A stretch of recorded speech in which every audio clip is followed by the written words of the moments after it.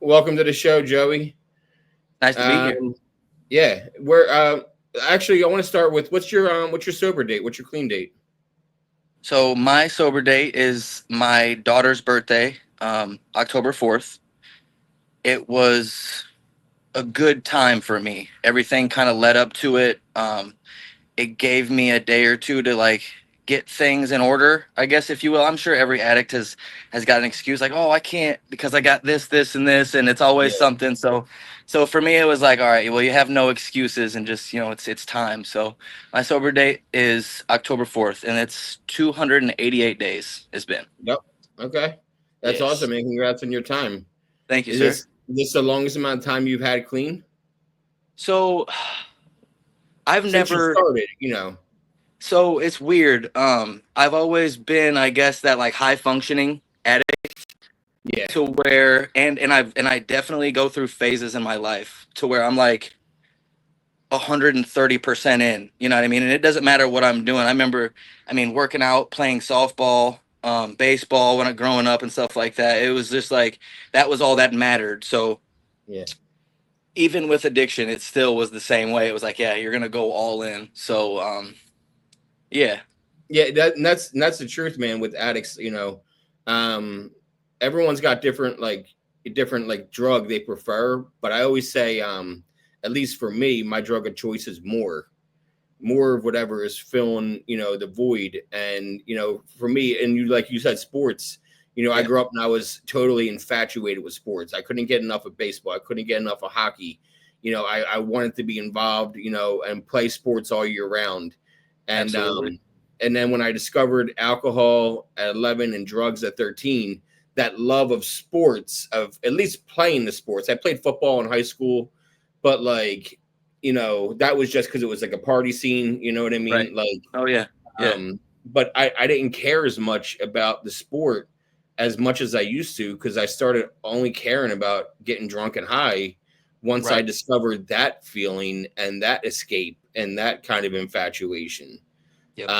It doesn't is cigarettes, you know what I mean? It doesn't matter what it is, Oh yeah, I you know. remember my first dip, out there with the baseball dudes, and I played varsity all 4 years, so I was up. I wasn't playing in the beginning. Obviously, I was up at pitching, and as a pitcher, you don't hit, you don't play the field, you don't do a lot of stuff that the normal players do. So there was a lot of downtime, a lot of like getting to know people time, and you working out with these guys, and you're kind of breaking it down, and then when you do get a little bit of time to like relax, it's like okay, and then comes the beer, and like I said, my first dip, I remember it was like put it in, we're all sitting there waiting, and it hits you, and you're like, oh my god, and it's that high, and so it sucks that was almost like a beginning phase for me because after that it was like I had to do something, and whether that be having a dip in, and my coaches were all cool with it, which I Yeah. don't know if that's a good or a bad thing. It was like, hell, you'd even come to the practice and they'd be like, hey, you got any leaf,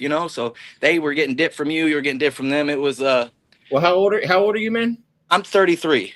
33. Yeah, so it's Yeah. not too young, you know what I mean? Like, we grew up in the 90, not 90s kids, Yep. where I'm 38, and Right. growing up in the 90s, there were kind of different rules. And even the early 2000s, there was different rules that came along with that kind of stuff. I would Oh say yeah. nowadays they wouldn't let kids dip, but definitely 20 some years ago it was a lot different.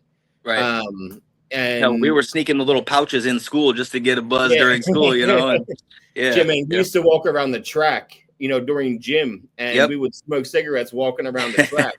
you Yeah, I know you remember. I think know the cigarettes came a little later for me. It was like junior, senior year. We would go on our lunch break and go sit in one of our cars and then smoke a cigarette in there. And at that time, I was hanging out with people that would like smoke weed and stuff like that, and I wasn't into it. I yeah, wasn't into stuff like that. Of course, I was drinking and beer pong and all that stuff yeah, and partying. So recreational, yeah. right, right, right. And even then, the harder drugs didn't come into play until I was out of high school, obviously.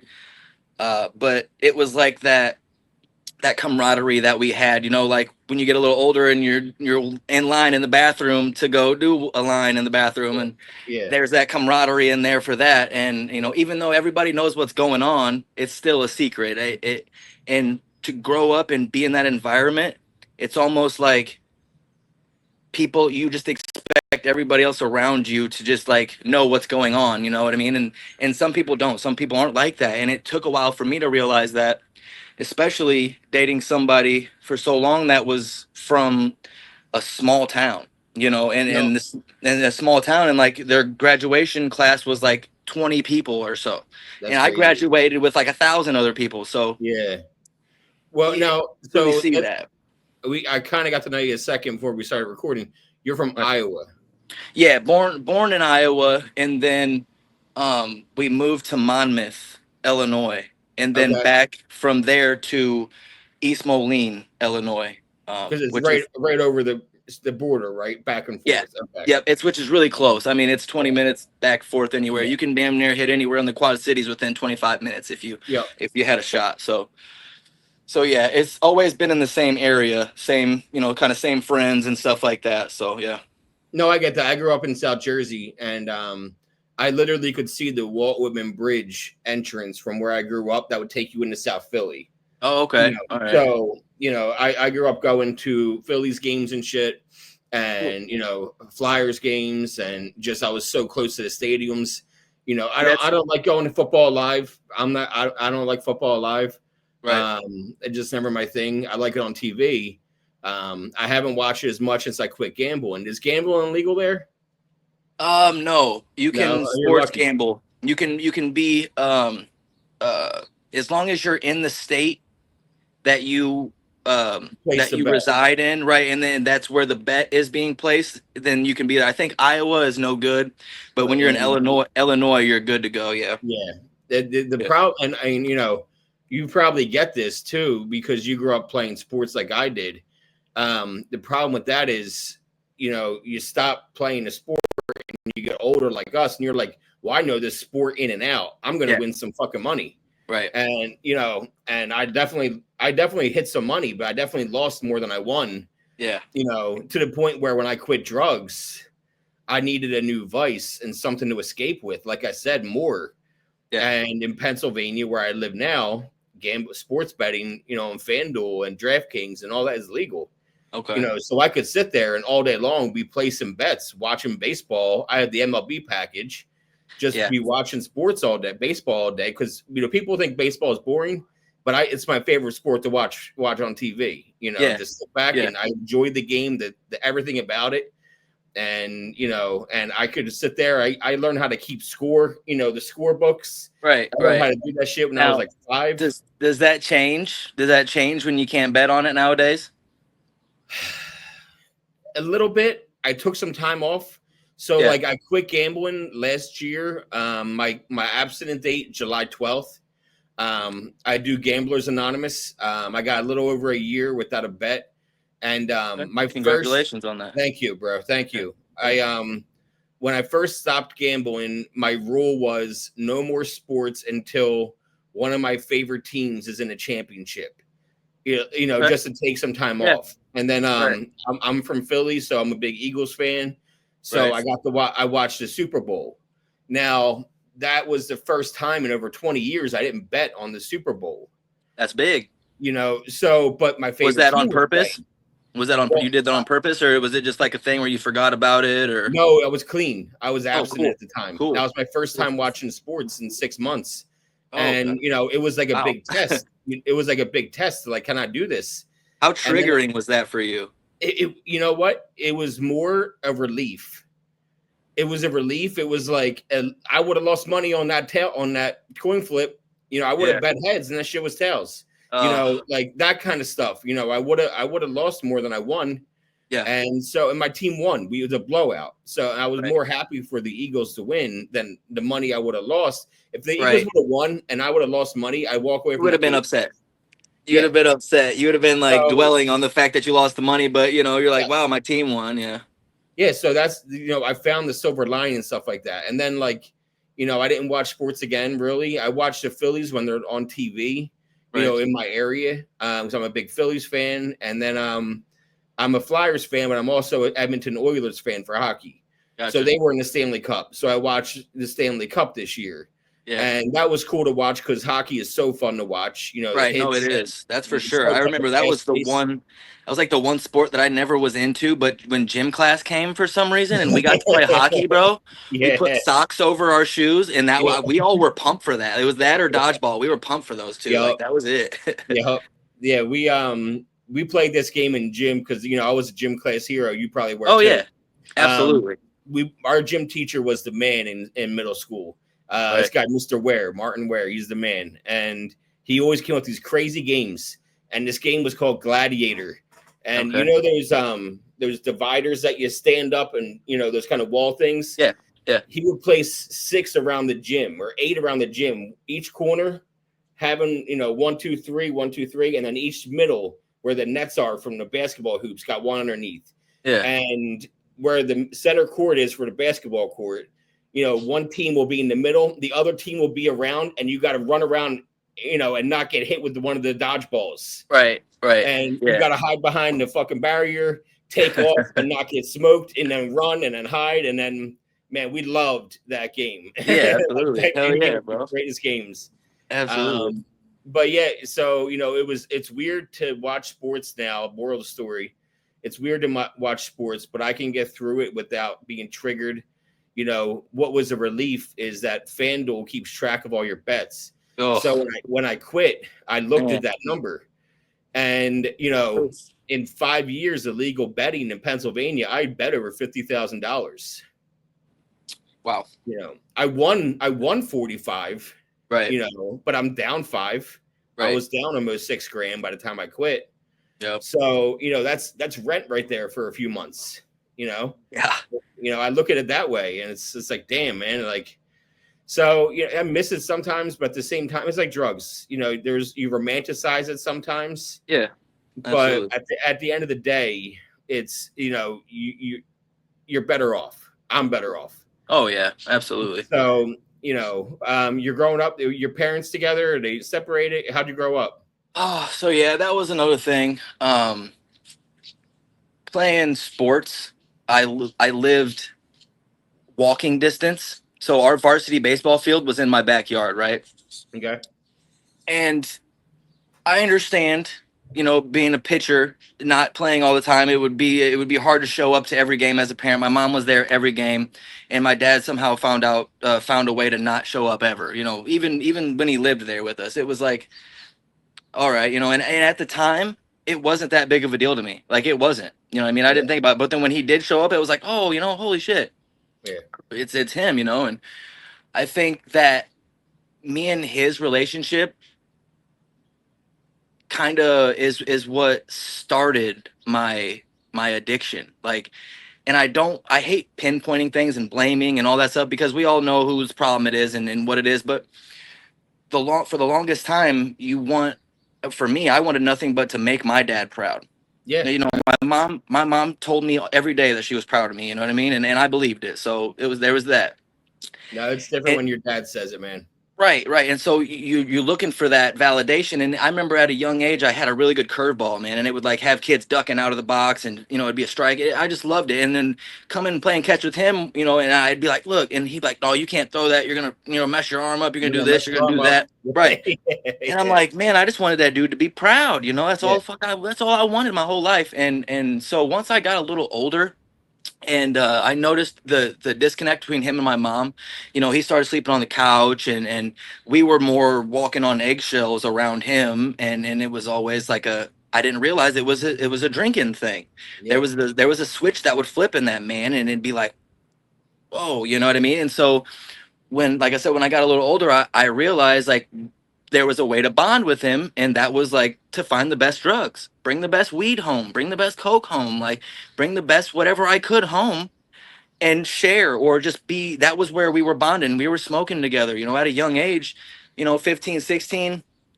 That was when I started selling weed. And I think that was like when it was like, all right, my infatuation with making this guy proud, and I didn't notice it in the moment. I was just trying to find the best that I could, and the money was nice and all that stuff, but really I was just trying to impress this man.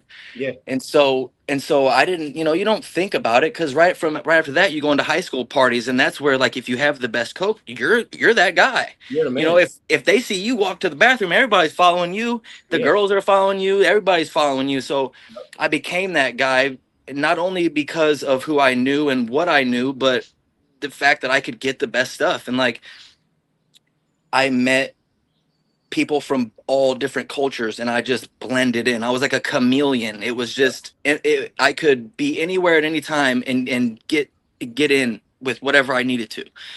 And so yeah, it went from the weed to, like I said, I'd bring the best coke home, and bam, and at that point I don't feel as if there's an issue. You know what I mean? I'm just drinking and doing a little bit of drugs on the weekend, right? Yeah. So that was like my 18 to 19 to 20. So but at the same time, I'm 17 years old, and then, when I'm in high school, I had got a girl pregnant. So I was a senior with a baby, and that was like a way for me to have like an excuse to have my own stuff. Like, I bought a trailer. When I was 17, I bought it for like $75 and a Nintendo 64. It was like a trade. A guy had an old lady was moving to California, and she didn't want her to deal with her lot rent. And the guy next door was like, "Well, I'll take over your trailer and mine." And so he came next door and was like, "Hey, does anybody want a trailer?" And me and my buddy looked at each other like, "What do you got in your pockets?" And we scrounged up what we could, and ultimately bought the trailer. We had to get approved and stuff like that, lot Yeah. rent and all that. But Yeah. we had a spot, and then I'm no longer underneath my parents' roof, and I can kind of do what I want. So we're having parties there, and I kind of grew into this like party phase. But then when we had the baby, obviously things had to go away, and that was when I had my significant other had already kind of moved in, and we had started our life together, and the partying stopped. And I would still do drugs every once in a while, a little bit of cola, and smoking weed, but I didn't truly start smoking weed like on a daily basis until I was over 22, 23 years old. So it was just a lot of like partying and just random smoking. It wasn't like I was a smoker back then. It Yeah. was more or less, drinking, smoking cigarettes, and doing and cocaine and stuff like that. That was Are you an only child, Joey? I am, yes, yep, Okay. yep. Are your parents still together today? So no, they ended up divorcing when it was like 7 or 8 years ago. Okay. I had moved back in with them after things didn't work out at the trailer. Um, I had went and got my own apartment, um, and with another person, and that didn't work out. So we let that apartment go, and I moved in with one of my friends who was just a big partier. We got girls, and it was party central in that place, and that's when, after that party phase, I moved back in with my parents, and they split. They had been split before then, but that was when Yeah. my mom finally said, like, I got to get out of here. So she You was gotta like, "Oh, I'm moving. I'm gonna find something," and I ended up just moving with her. Me and her go. went and got a house. With And I mean, this is 7 years in advance after high school. So I have a friend that has turned into like my girlfriend. We were friends for a good 5, 6 years, and that's who I was married to and everything after, later on in the story. But Yeah, we'll get there. we moved in. She moved in with me and my mom. We got a house in East Moline. And that's I had our child was, I think, 2 at the time. I had already had my one from high school. She was, 7 or 8 at the time, and it had been in this woman that I was with and had a baby with, had been in McKenna's life, which was my daughter's name, had been in her life since she was 1 or 2 years old. Like I said, me and her were really, really good friends Yeah. for 5, 6 years. And it just blossomed into a really nice relationship. So um, when when we all moved into that house together, my dad stayed in the childhood house, and he's bad, and he's still drinking every day, drunk by noon at least. And it kind of just pushed my mom out. Me, I wasn't worried about all that. I just wanted to make sure my mom was good. Yeah. And it was a new beginning for me and my girlfriend to kind of start and get a place and everything like that. My mom was like, "I'll go to the basement," and I said no. Like I went and stayed in the basement and stuff like that, and gave her a room and kind of made it right. But um, that's when the parents finally split up, and And, so yeah, I mean, and are you because like my dad and I always had like a crazy. We were always close, but yeah, we would fight. But bad, not we real wouldn't bad. like. It wasn't like we would just. It was see. My dad passed a couple years ago. Oh, sorry about that, man. No, thank you. And cancer sucks, man. And Ugh. but I'm the fourth in my family. That's why I'm JD. Okay. And you know, I waited. He said he was proud of me. I must have been 33. You know, and your age now. And I Yeah, remember that. I remember the first time you said it, and I was dude, it's waiting. big. I Yeah, was waiting for that shit. You know, I had told my wife before I had heard that, like, I want to hear it. yeah, And, yeah. you know, and I heard it. And, you know, Right. it almost gets me I emotional want now to thinking say I about want to say congratulations because like it. I still it's still one of them things where you want it so bad you fight for it, but it's almost like something Are that you a junior? you don't realize you're fighting for it. Yeah, yep, same Yeah, exact name. Yep, yeah, that's what I figured. I had a yep, feeling that you were also you know, a junior or something because yep. like I'm not, I guess I'm the fourth. Right. So my dad was Jerry and I'm JD. And my grandfather was Jerry and my great grandfather was Jerry. And by the time they got to me, my mom was like, "We're not calling him Jerry, like we're not." And so I've been called JD my entire life, Gotcha. even though I'm the last Jerry alive. For a Right. second, I contemplated. I'm like, do I go to Jerry now since there's no other Jerrys left? Kind of. But my I nephew's name is Chase Jerry. My sister Okay. named my nephew middle name after my dad. Gotcha. He just turned 1. But yeah, man. Like I'm looking at my dad's ashes right now. It's in my office in my my area, and Yeah. it's cool. You know, we looked alike, we sounded like, we ran a business together for a while. In my addiction, I will admit, at one point I did embezzle around $10,000 from our company. Yeah.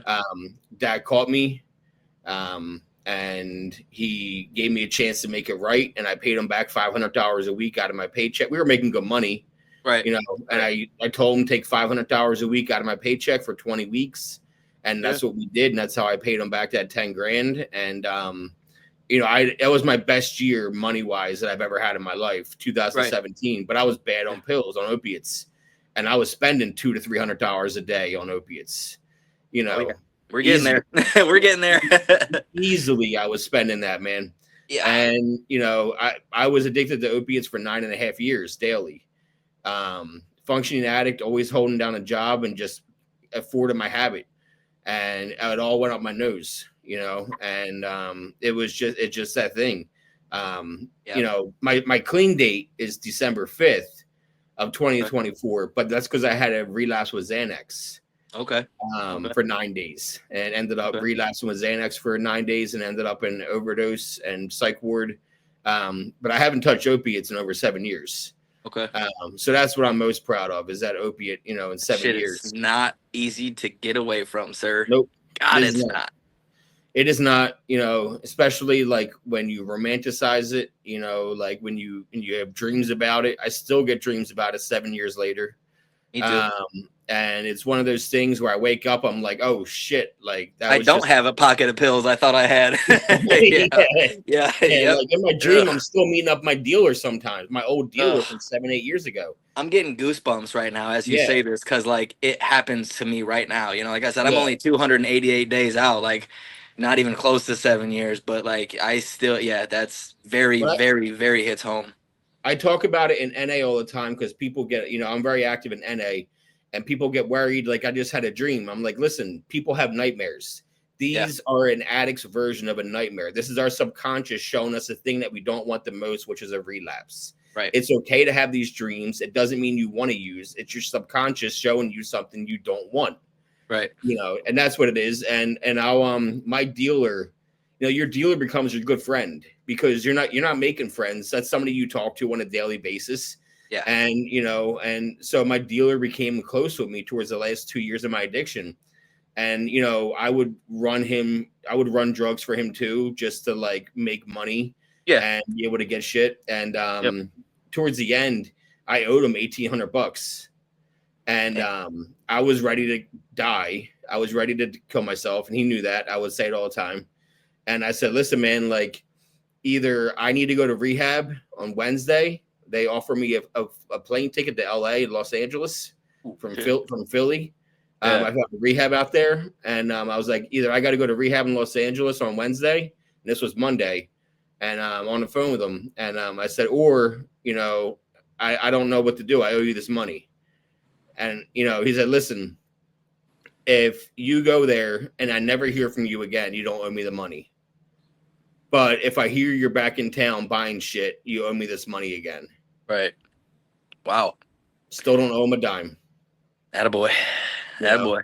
I had my relapse with alcohol, with weed, with Xanax, you know, but never with opiates. So that's good. That's crazy. You know, it can happen, bro. It can. You can get that, you know. Just you got to be patient with yourself.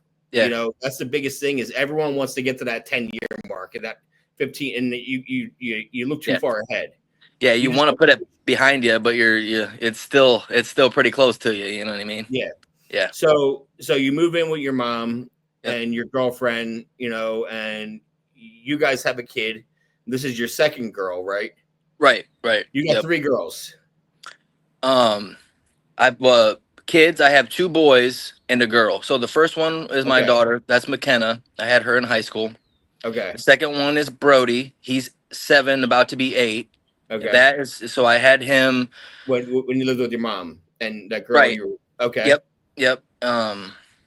So without fast forwarding too much, the youngest boy I have now, he's 2 years old. So that was kind of like that'll get brought up in later on, in my story. You know what I mean? Like how that works out. Birthday.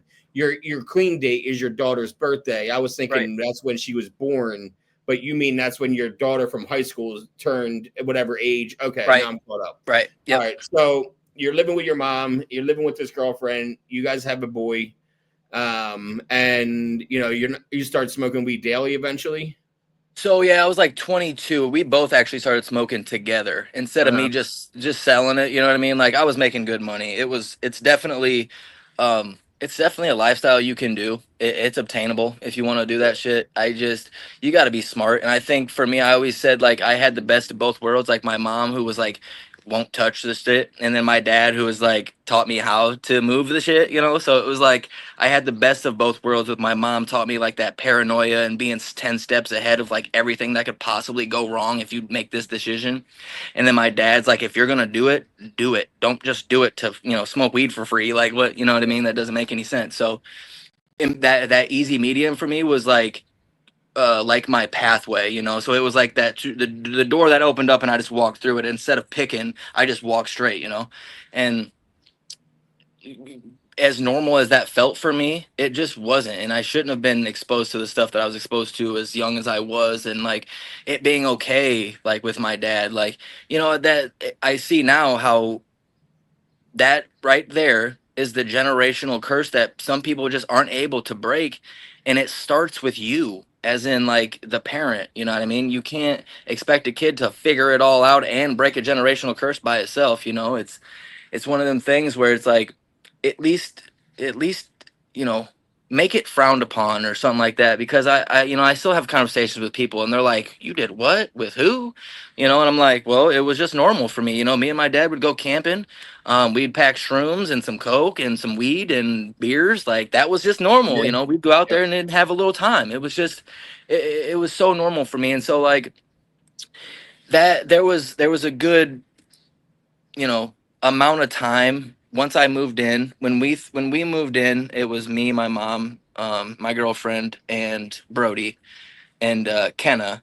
Kenna's always been with me.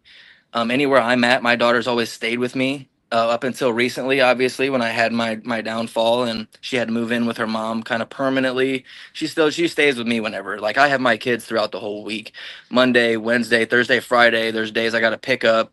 We were going to do every other weekend, but that didn't work out. So it's like every weekend that she works, and then the weekends that she doesn't work, which is like one weekend a month, then she takes them that weekend, you know. But I've always been involved, you know. So yeah, it's nice that you're co-parenting with her. Right. You know, and cool. I mean, since day one. There was Yeah. never like my mom never would let me slack. You know what I Yeah. mean? So like she raised me the way, the right way, obviously, and Mm. with a conscience is what I say. I still have a conscience. A lot of people, a lot of men have children and they don't feel that responsibility, and it's weird for me, even through full active addiction. I mean, 30, 40 Percocets a day, I was still making it a point to be alive and around for my kids. You know what I mean? So Yeah.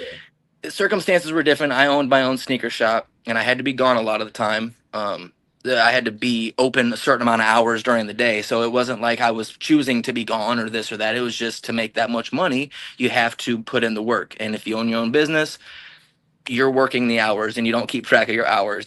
So everything was everything was really good when it come to addiction and being, smoking and this and that. It wasn't crazy. There was never a time where it was like, hey man, you got a problem, you need to quit smoking weed or this or that.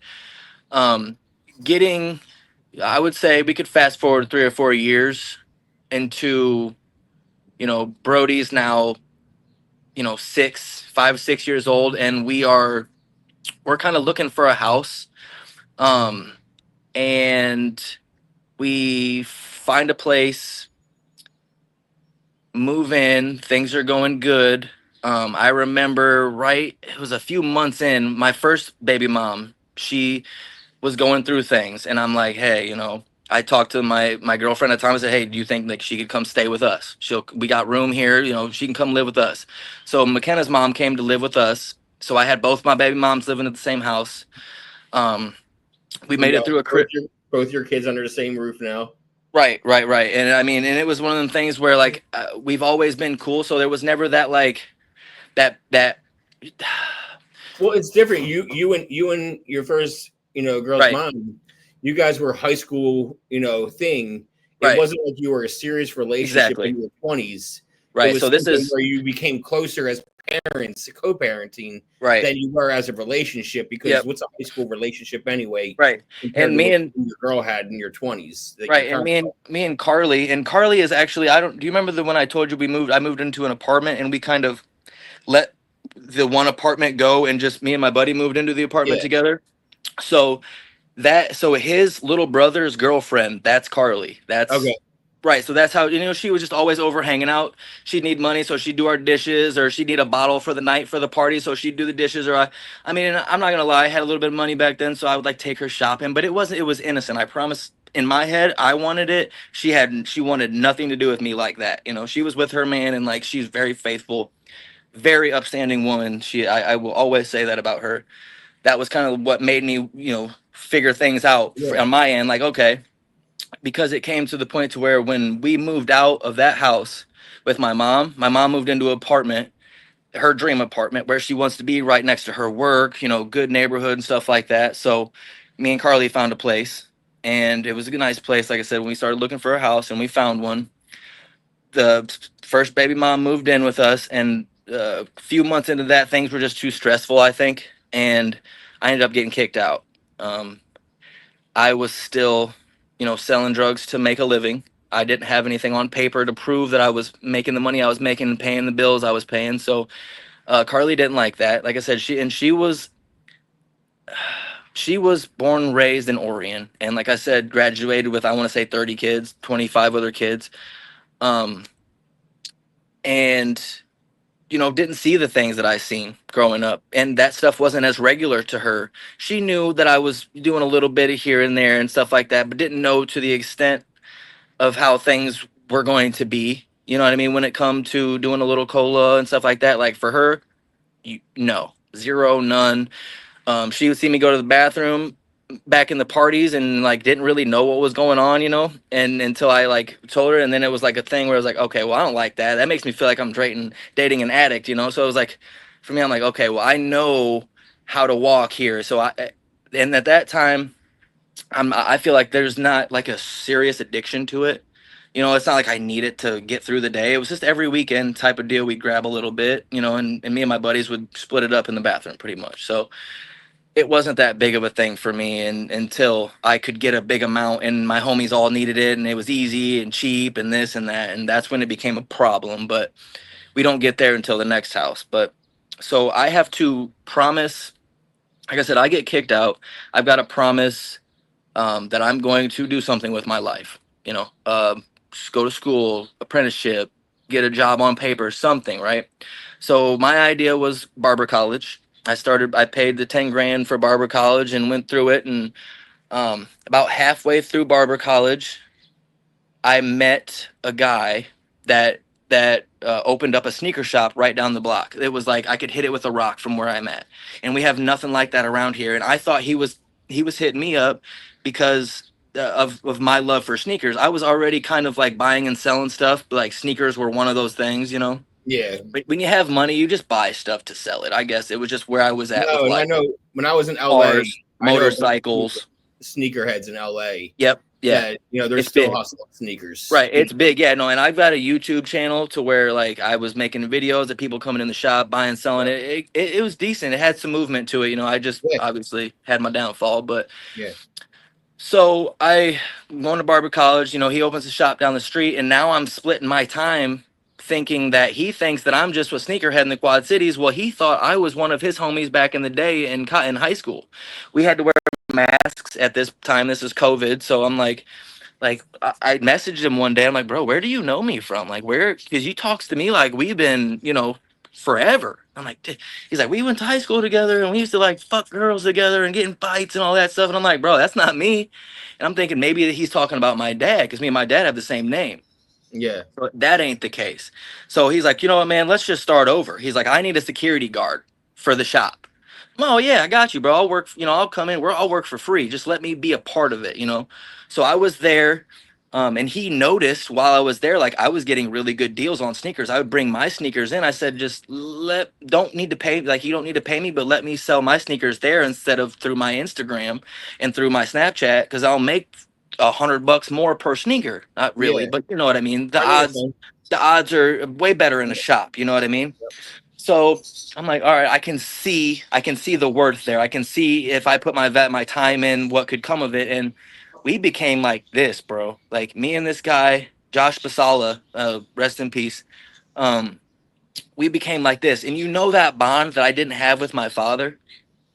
That guy showed me not only how to be a good father, but he showed me how to start a family and like be about that family, and not only start the family but water it and grow it and watch it grow and being proud of that, dude. And it's so hard for me to like let that part of him go because I wanted it so bad my whole life, but also the toxicity that came with it was a little bit rough for me. So through this time of me cutting hair, I don't know when it happened, but this is when it got bad.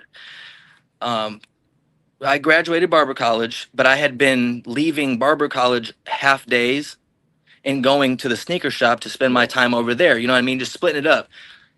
And I still got my hours. I was still doing everything, and I graduated, got everything locked out, did what I had to do, but I was infatuated with the shop. There was nothing else in my life that I wanted before even the shop opened was the sneaker shop. That was my dream. And I just put in as much work as I could. I was there all the time. He only wanted to be open 4 hours. I said, bro, I'll be there early and I'll open up. We'll be open noon to this. I don't care. Like I will do it and for free. I worked for free.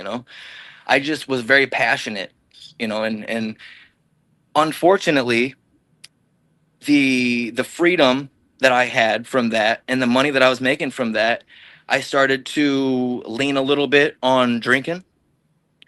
There was a good year and a half, I want to say a year and a half, almost maybe 2 years, where I was drinking a pint of Tito's or more a day. Yep. And I would pick it up before I went to the shop. I would drink at the shop, and you should just see the way I am when I'm drunk, bro. I'm just people are coming in and the way I'm talking and the way it is, and Josh is like, bro, you're killing it. Why don't you just open the shop and you open the shop, and because he wanted to start a new business, and I'm like, bro, go for it. Go start your business, do your thing. I'll take care of all this. And I'm taking care of the money. I'm taking care of the sales, paperwork, and everything. And I'm just doing it for him. I'm running the shop for him, but I'm making my own money from my sneakers. So like that's what made it worth it to me. But at the same time, knowing that I had that goal in mind, like I seen it, I knew what it could be. So he really got into. So we were both kind of just hustlers, right? So he met a guy, Sean Vogler. He's the owner of Old Town Roofing. Great dude, awesome guy. I will say nothing bad about that guy. I can't. There's just nothing that I could say bad about him. He's done a lot for me. Other people have their opinions. Certain people, you know how things are. It's all about who you know, not what you know nowadays. Yeah. Knowing that guy is a huge benefit to your life. Honestly, I wouldn't probably have gotten to where I was without him or Josh. But the combination of knowing them for me was like too much, I guess. I don't know, and I ended up ruining it. But so he gave me a job selling roofs. He put me in a truck, and through Josh is the one who's like, hey man, I got this guy. He's about it. He'll make money. He'll do his thing. Rep your truck, rep your brand. He'll look good in your clothes. He'll do everything. You know what I mean? And we all kind of became close. And him and Sean, they started a heating and air conditioning business together, a branch off from the roofing, right?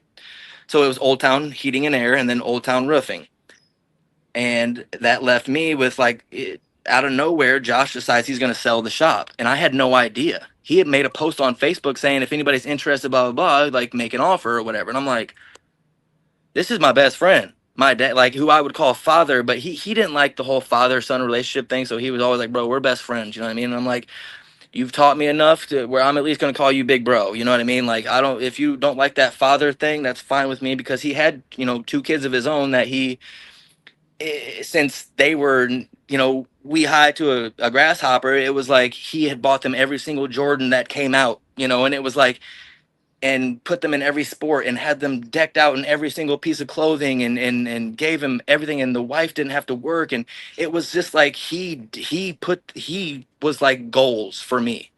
Like I couldn't imagine having a father like that, so it was like, let me be that, right? Well, like I said, it was about 2 years into that, and this was before he sold me the shop. um, I was drinking, and I think there was like 3 days, 4 days sober from alcohol, because it was finally like to the point where everybody knew, you know, at that time, because I told my ex, or I told my girlfriend at the time, I'm like, hey, and we had been together for, this is going on 12 years. I was with Carly because that's who I stayed with the whole time, and I said, I've been drinking every day. She's like, what? Like, what? Nobody knew. Nobody knew I was drinking except for Josh. Josh would bring me a gallon of Tito's, every other day, and have it stocked with Red Bull in the mini fridge at the shop, and I'm not saying that's on him, because that's what I wanted. And I was working Yeah. for free. So, he was just trying to accommodate me, and Yeah. I appreciate it. You know what I mean? And little things like that, I was like, I appreciate it. Well, I'm 3 or 4 days sober, and I'm obviously looking like shit. Withdrawing from alcohol is really, really physical. Just like It's just like that skin crawly feeling where you get when with the okay. opiates. So It's damn near the same, except for you're just way more shaky. It's harder on the body, I'd say, to withdraw from alcohol, because it's you've you can dehydrated die. yourself. You Yeah, can die, bro. You can die. There's two things. yeah, There's out of all the drugs out there, there's two that can kill you when if you stop on a dime cold turkey. One is Xanax, benzos like Valium and Xanax. If you stop them right, cold turkey, you could potentially die. yeah, And alcohol, you can have a mhm, seizure. You can get dehydrated. You can literally die. yeah, And it's the craziest thing considering how much alcohol is like in your face growing up. It's in advertisements. It's in yeah, movies. It's the cool yeah, thing to do. I've been drinking since 11, bro. Like Captain and Coke at 11 years old. yeah. Um, Do we that had was my first drink. Heritage vodka was like $12 a gallon. We'd get like a 79 cent 2 liter of like 7 Up Yeah. antioxidant, Yep. Yeah. Yeah, man. And you said Tito's when I relapsed on drinking in 2019. I relapsed after 13 months sober Yeah. from opiates and alcohol. I went 13 months and I started drinking again. It Yeah. was Twisted Tea and it was Tito's and Coke. And then it was Oh, Jack and Coke. It was either Tito's and Coke or Jack and Coke or Twisted Tea. we are some crazy human, like we are some crazy beings, aren't we? Like the things we really like, we get that flavor for, and it's like you That's gotta all we have it. want. You got to Yeah. have it. It's all we want, Yeah. man. Yeah. And that's it. That's exactly what it was. And I woke up on what happened was I started drinking a lot. You know, I met my wife, my now wife, and my wife is an alcoholic and too. And we weren't drinking out of hand. We were drinking at home. We weren't out of, you know, we weren't. Right. There was, I think, twice we didn't drink at home, and once was at like a comedy show. We had a few drinks before, and then we drove home. Right. And but it wasn't crazy. The other time was like we went out for lunch and had a few drinks. Yeah. But like we were mostly like drink at home and watch movies or TV shows and be responsible. Bonding. We have a kid. We have a kid. You know, I have a stepson. So, and we co-parent with his dad, and we would make sure that, like, all right, he's with his dad on the weekend. Let's get some drinks in. I like how you said that, like, we co-parent with him, because it really is a whole. It's a whole thing. You can't just be not a part of it, bro. Because if you ain't a part of it, you ain't gonna work. You know what I mean? It ain't gonna work. Communicate all together. Like, hey, he got in trouble this weekend, or he did this week. You know, we can make sure that we're all on the same page all the time. You know, he's 11, so he's getting to that age. It's like we got to make sure that we're all, you know, we all the same values and teaching the same things. Yep. And that's what's important in 2025 when you're co-parenting, you know, is making sure everyone's on the same page. And I'd like to say I would rather have the awkward conversation than to deal with the fucking bullshit later. Yeah. That's just me. That's just me. A lot of women, it comes off wrong to a lot of people, a lot of women, a lot of in general, just people in general, to have that awkward conversation first. And I say women because I don't have any baby fathers. I guess I don't have baby fathers. I have baby mamas, mothers of my children. I hate saying baby mama. I really do. Especially like when you've been married to somebody and they're your ex-wife, and then they just become like your child's mother. It's like calling them baby mama is just weird. But no, I know what you're saying. I don't mean no disrespect. Yeah, I don't mean no disrespect on a baby mama thing. It's just like she's my baby mama. Like, you know, it's weird. And you know, and my wife and I were. So it was a Friday night. It was February 28th, 2020. And we got drunk like usual, and you know, we smoked a lot of weed, and we just quit smoking weed last year, both of us, but we were smoking and drinking and woke up on Leap Day. It was February 29th, Leap Day. Okay. It was a Saturday, and I was hungover as shit, man.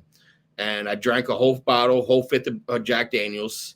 Ooh. And, you know, in hours, 3 hours tops. Yeah. You know, you know, just giant. I had a giant glass, and I just kept filling that shit up. I would use the big gulp.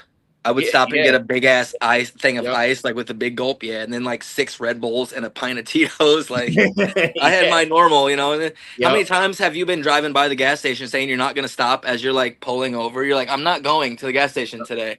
As like you're pulling into the gas station, you're like, God damn it. Yeah. And I woke up and I said to my wife, I was like, either I need to drink right now or we got to quit. And my wife's like, I'll quit. Like, that's we can do it together. And so we quit. And then 2 weeks later, COVID shut everything down. And so, you know, we got through it and haven't had a drink since. You know, it's been 5.5 years almost. And just something that's in my rear view now. You know, I'll be 39 in September. And I drank for 20 years straight, you know, and 11, 12. By 12, I was drinking daily, you know. That's crazy. No offense, but that's crazy. I mean, you know, shit. That's my daughter's 13, like 14. Like that's what we couldn't imagine. Like my son's so innocent at 11. He plays video games and watches YouTube and shit. Yeah. At 11 years old, I was drinking, watching Outsiders. You know what I mean? Like, you know, like watching Goodfellas and getting drunk on a Saturday night by myself or with my friend. Like that's. At 11 years old, it's the juxtaposition of, you know, what I did in 1997 compared to 2025. Sharing the paranoia as the helicopters are driving over the cars and shit. Yeah, man, you're looking up like, So you know, now you're drinking. You where we were at in your story is you were sober 4 days. 4 days sober. Okay. And I texted Josh and I said, hey, man, I'm going to open the shop again today because we had taken them 4 days. Obviously, I told him, I'm like, hey, I'm not going to be able to do anything for these next couple of days. You know, it's just how it is. And at this point, I have no idea about anybody else's addictions. I don't know anything that's going on. I don't know people. I don't know a bunch of pain pill people. I don't know a bunch of this people. Like, I have a plug that gives me that I was getting like one whole unit of cola from, and you know what I mean, just dispersing that, making mine, and everything was good, right? As I'm still at the shop, I never had it at the shop. I never did anything at the shop. I never wanted to jeopardize what I had professionally because Yep. of what I was doing to get there from my childhood on up. Right, the hustle version. It's kind of like keeping all that under wraps. It's a hard it's a hard easy medium, I guess, if you will. So for day four sober, I open the shop. Josh comes in on his lunch break. He's heating and air conditioning. He's been doing it for years. He used to work for Doug's. His dad owned Doug's heating and air, stuff like that, a local company.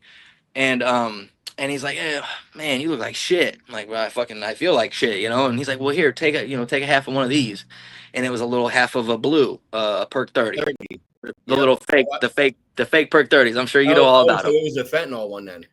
Yeah, I wasn't around for the real ones. Oh They've shit. all, and I mean, I didn't know at the beginning, but Yeah. like you realize, like you can't get 1,000 pills that are prescribed from a doctor. Like you don't get that many. You don't get that many at a time. You don't even get 100. Like it, you go I get a did. I did. prescription. No, I did. What if you had a prescription? You could get the 90 or whatever. You'd get the 90 Well, I used to in your doctor pill shop. bottle. I was around for the doctor shopping days.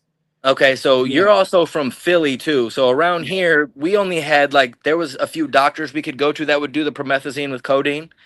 But there was a lot of pharmacies that would snatch your script. You know what I mean? Yeah. So there was no. And by then, you got to understand if I'm, let me go back for a second. I took that half. I took that half. I actually broke it into a quarter. So I only had a quarter of it. I took it and I swallowed it and I felt amazing. You know what I mean? And I guess so. Let me rewind like 10 years. I had a hernia surgery, and got prescribed like some 535, some 500 350 ibuprofen, Vicodin. So I'm like, those would just be like a good, like, I don't know, those felt good. But I had a buddy that would just buy them all. Anything that I didn't want, he would buy them. And honestly, he'd come get a handful of them at a time and just take them all at once. Like, holy shit, you know? So I'm like, oh, I can make money off this. So I started asking them for refills until they were like, yeah, we're done with that.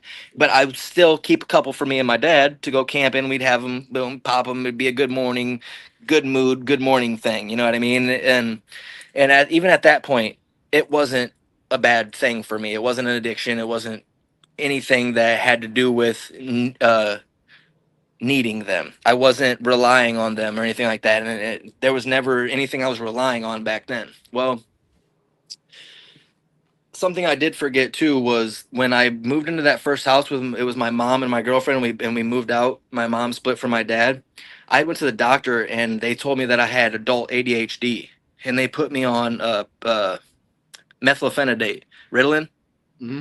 Ritalin or Adderall, whatever. So I was on that for a long time. I was prescribed three pills a day, 330s a day. That's a lot. I was only taking a half of one in the morning and a half of one at noon, and I was selling all the rest. Selling the You know what I mean? rest. You know how Yeah. I am. I'm hustling, bro. I've been a hustler my whole life, Yeah. right? I don't know about then, but 30 milligram Adderall, they go for on the street, usually $10 a pop. Right. So I was getting like 6 or 7 in bulk, right? So I'm like I'm selling 60 at a time and keeping 30.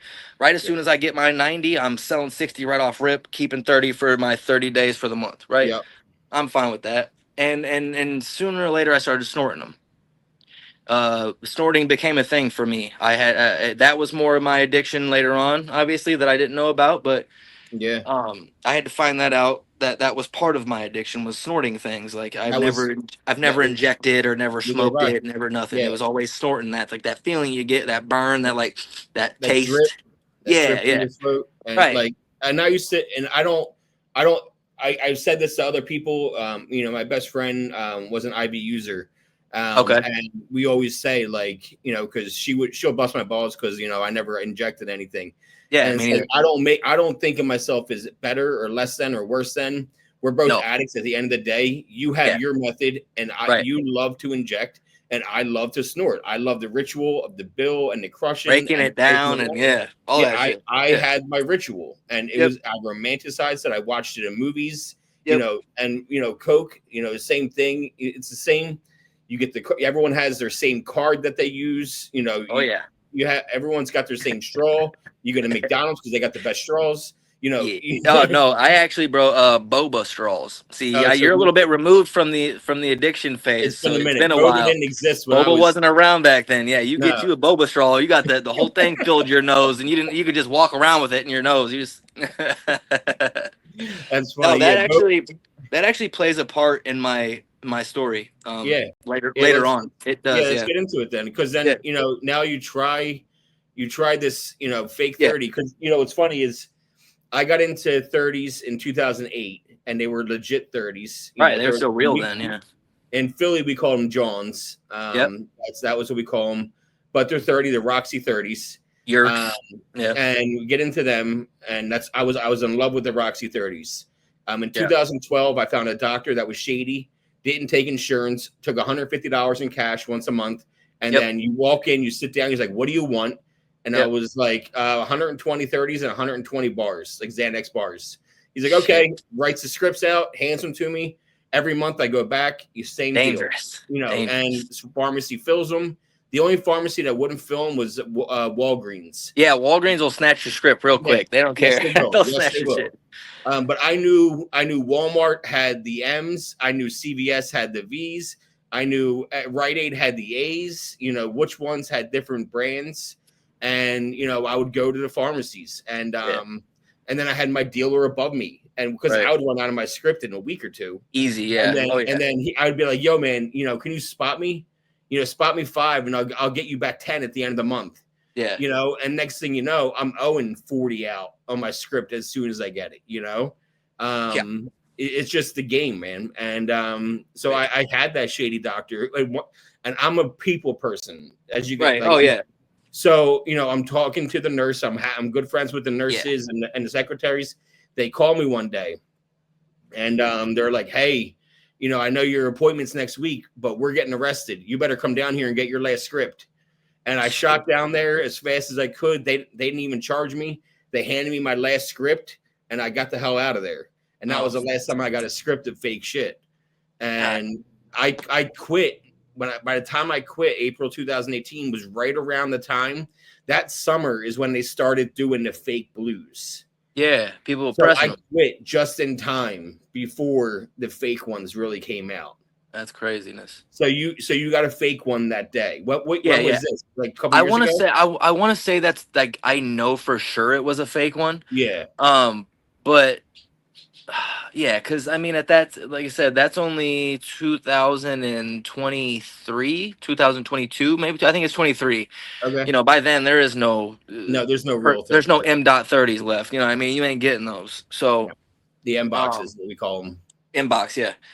So from there, like I said, I was selling roofs, and I was doing I was opening the shop half a day, but after that first little taste, I like, hey, bro, next time you go get yours, like, grab me a couple, or, here's some money. Next time you go, grab me some. And so, like, once it was like, because I would just get 5 every time, 5, 5, 5, 5, 5.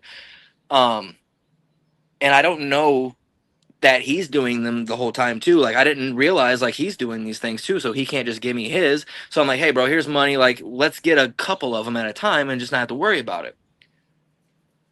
So it would get to the point to where like I'm running out quick. He's like can't keep up. So I'm like, all right, well I'm gonna branch out. I branched out, met people, did my thing. Like I said, I've already knew guys that were getting me good amounts of other stuff, so I know who to go to, right? So I end up going through it, and bam, I find my guy. And this is where I'm like, it's how many do you want? Not me asking how many do you have. You know what I mean? Because normally it's like how many can you get? I'll take them all. And it was like I was this like fly white dude with a sneaker shop and money and this tats and I'm swagged out. So I'm like I said, as I've always been this chameleon, right? it was almost like the amount of trust people had in me just by looking at me was a lot, and I took that for granted later on. You know what I mean? That was I cherished every friendship and every relationship business wise like that I had, and I made sure that they knew about it.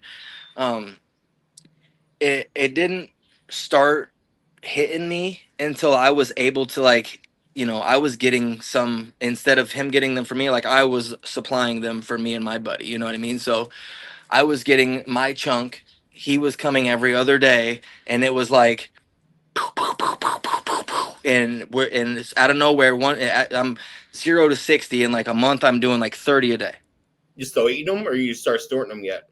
I was snorting them after the first week. Yeah, After that first one I ate, he told me like, bro, snort it. Just snort it. break it down and snort it. What are you doing eating it? What are you doing Right. eating it? Yeah. Right. So yeah, after that, after I that first little burn, like that, my eyes started watering a little bit, and then you get that taste, and you're like, oh shit. Yeah. It was great for me. It was like love, and all of a sudden, I get opportunities are opening up, doors are opening up. I get a chance to buy the sneaker shop. So I'm like, holy shit, everything is going so good in my life. So let me go not back a little bit, but just like a few years back to where I had to promise that I would do something with my life to come back, like for her to accept me back into her life. I had to, get a real job or go to school. I had to do certain stuff. Like I had to stop working out. I was playing softball professionally, so like people would pay me to like go out and play in like Florida, California. I played in the World Series. I played all the way from like DE ball. I've played all the way up to B. You know what I mean? In Oklahoma City Nationals, like we got what second, I think second place. Yeah, you look like Bryce Harper if he was a drug addict. Right, right. Oh my god, it's crazy. So, and I got picked up on a really good fucking team. Like a really good team. Like I started out playing bullshit, and bro, I got picked up on the best team from around here just to be a pinch runner. And one of our guys got hurt. And so I became the right fielder. And then I was the center fielder. And then boom, like everything is going good on that. But obviously I'm gone every weekend. I'm gone a lot of the days of the week. There's league night and stuff like that. So I had to quit all that. And like I said, at this point, drugs weren't an issue. This wasn't like a thing. Like I said, 2 years ago, I had to rewind from the blue pill back 2 years. Yeah. To kind of like show like I had to do all this stuff, all to change my life completely, to get her back. And I was like, there's nothing else I wanted was to have my family together. You know what I mean? And I had moved in with a friend, and she was really nice. She, was literally my friend, so it wasn't like we were in a relationship or nothing. I moved in with her and helped her pay rent. And I think the whole time I was there, I was begging my old lady, like, hey, take me back. I don't want to be doing this. I just want to be with you. And sooner or later, like I said, I had to promise marriage. And we had been together for 13 years at this point, and I had to promise marriage, which was something that I never wanted. I told her since day one, marriage is a piece of paper to me. If you can't be with me forever, to just be with me, then we shouldn't be together, And so I caved in. I promised that. And we ended up getting engaged. She asked me to marry her first, and then I did it right. So after I graduated, she threw me a graduation party, and I made sure all of her family was going to be there. And then I ended up proposing to her there. And we get married in I think September of 22, and or 23. I don't freaking. I don't say 22. And that was when I was still doing like the 4 or 5. I could grab 5 at a time and like do one a day. You know what I mean? Yeah. So that was then, but like right before that, like that year in between there was where I was getting in the school and getting to know Josh and like becoming a part of the shop. And so once I was able to buy the shop, which was like I want to say a couple weeks before my birthday, which was June 5th, and we got married in September.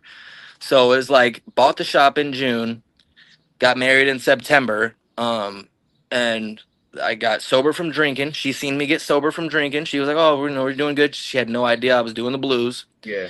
And so that's where that addiction came heavy. And I think by the time the wedding came, I had like 3 of them in my pocket. And I don't know if you had to ever like travel, but you have to like wonder like how many pills am I going to need for each day as you travel, you know what I mean? And that was hard. Our honeymoon was in Chicago.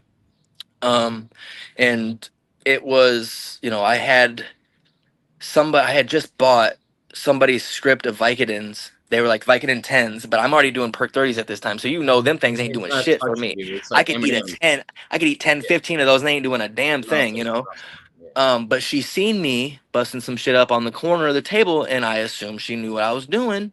And so there was like that mutual agreement. So I thought, up until obviously I was doing way more. But that's where like it kind of it started, and I had to like there was no more working out for me, none of that. I bought the shop, and I put all my effort, everything I could into that shop, and it was like the blues turned me into Superman. Like I was super hustler after that. There was money I had never seen in my whole life that I'm seeing now. You know what I mean?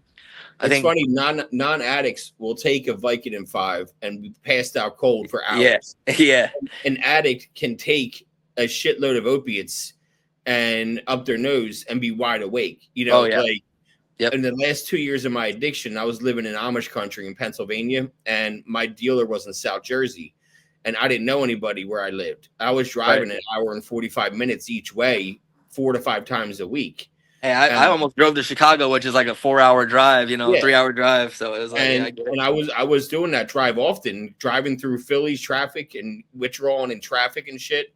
Oh, And the thing is, I drove an old cop car. I drove, literally an old Crown Vic, yeah, and I would be flying, driving as fast as I didn't give a fuck. And I had my tricks. Everyone's got their tricks of how they're gonna get, and oh I yeah, had, I'll tell you, I don't like to romanticize it too much, but like I get a McDonald's straw, because they had the thicker straws, yeah. and I wouldn't cut it or anything. I No, had the full size. No, no, but listen.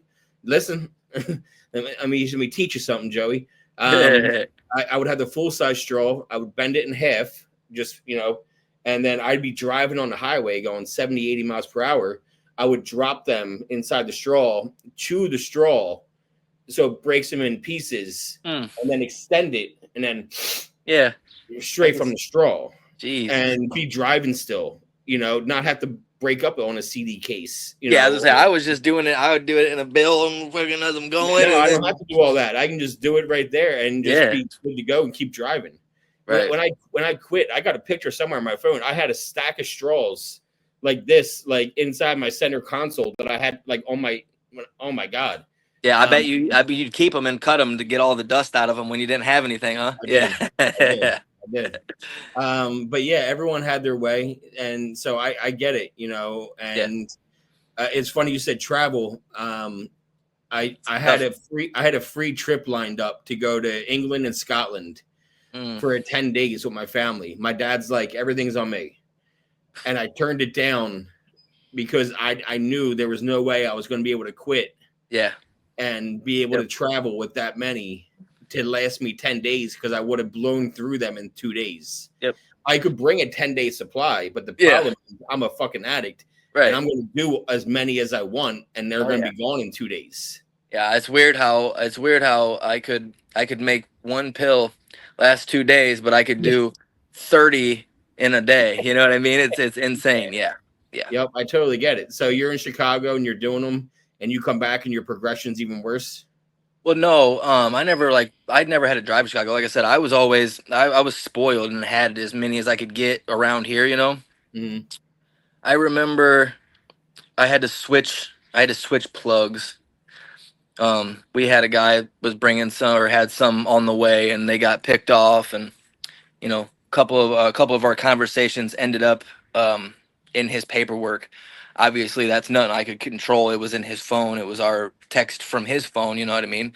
But hey man, I just want to show you this. It's in there, just so you know. So at that point, I knew I was on the radar.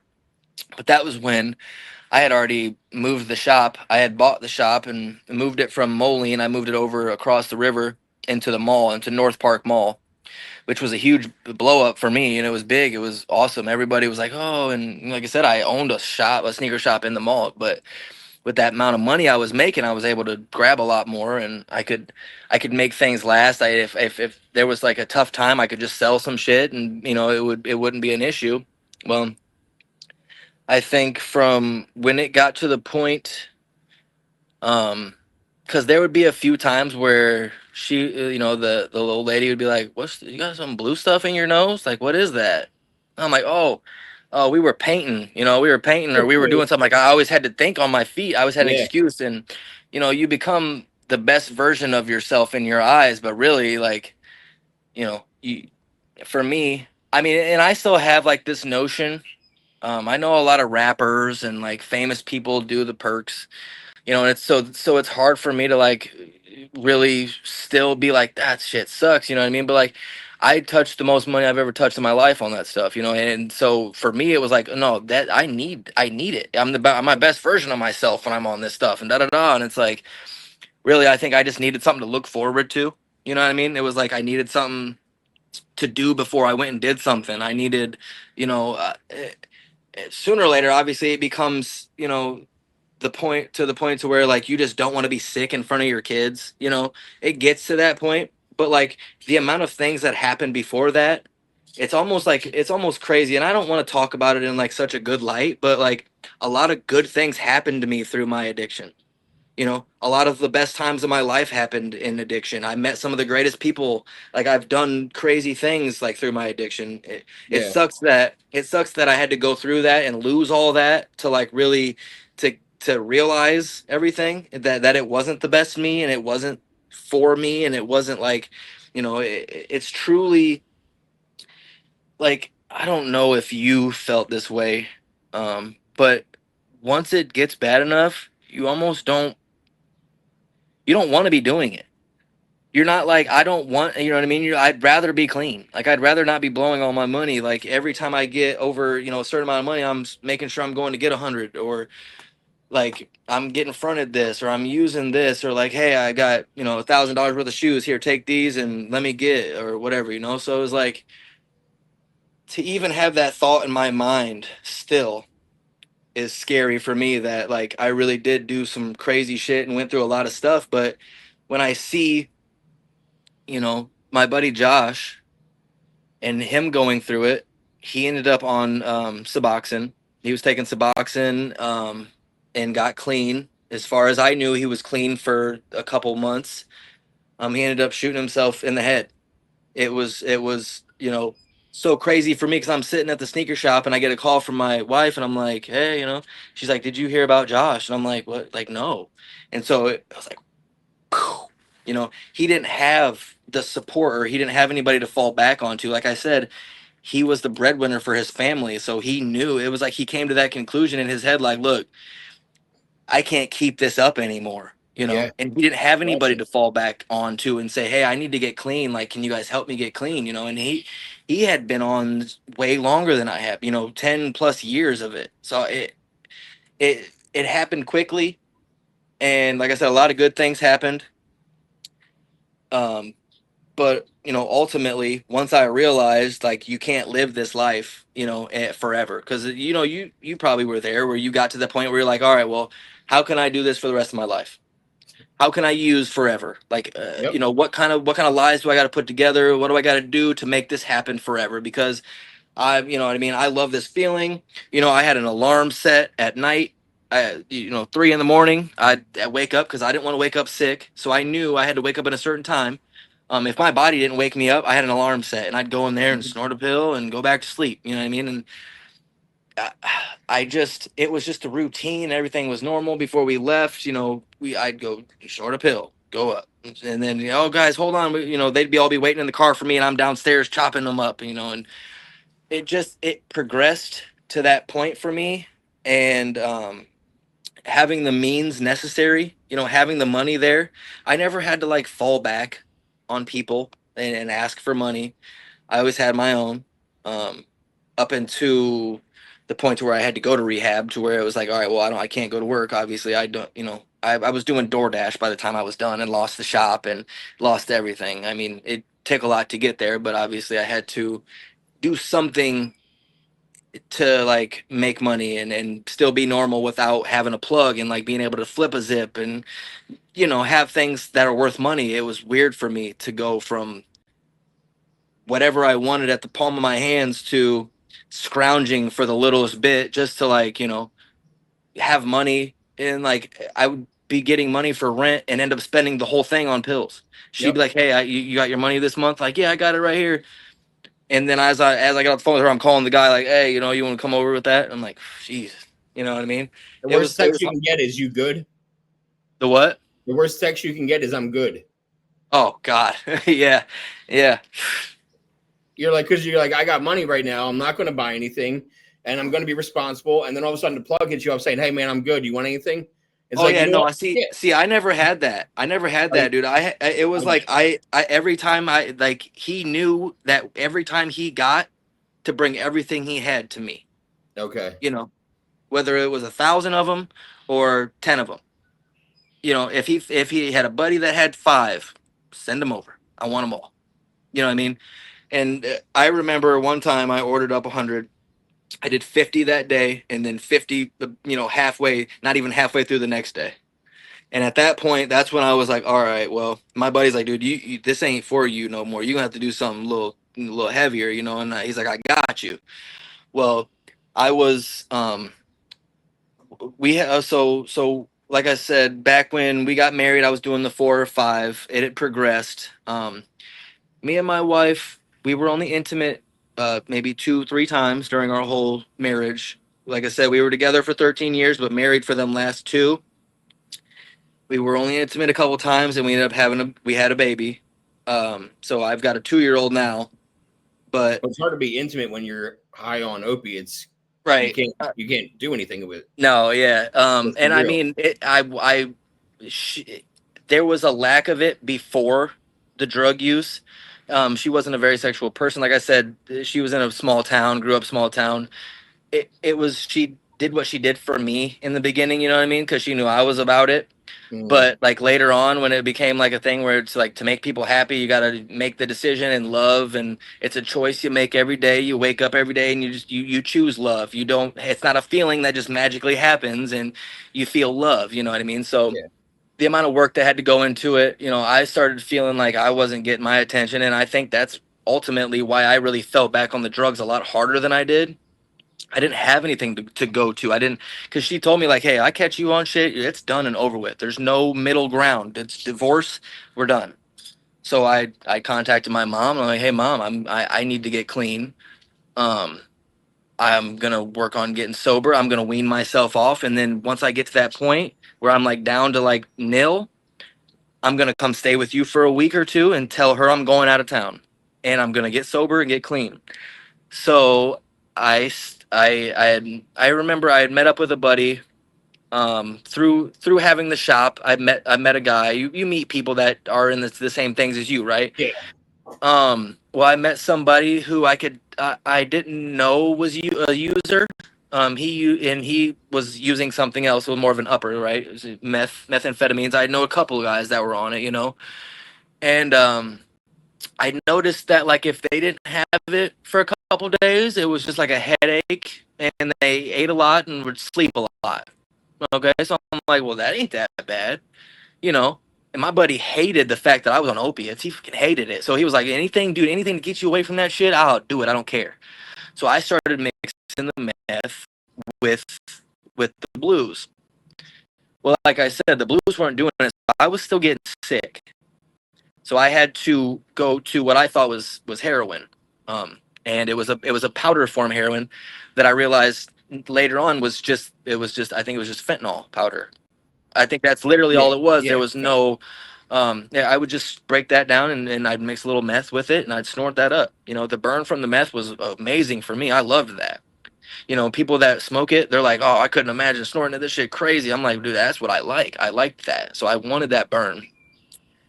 So the stuff that I was getting, the powder form, had already taken a couple people out, if you know what I mean, right? Yep. But Yeah. and IV users, obviously, you know Mhm. what I mean. So I knew what I was dealing with, but I said, no, that's what I want. Bring that shit on.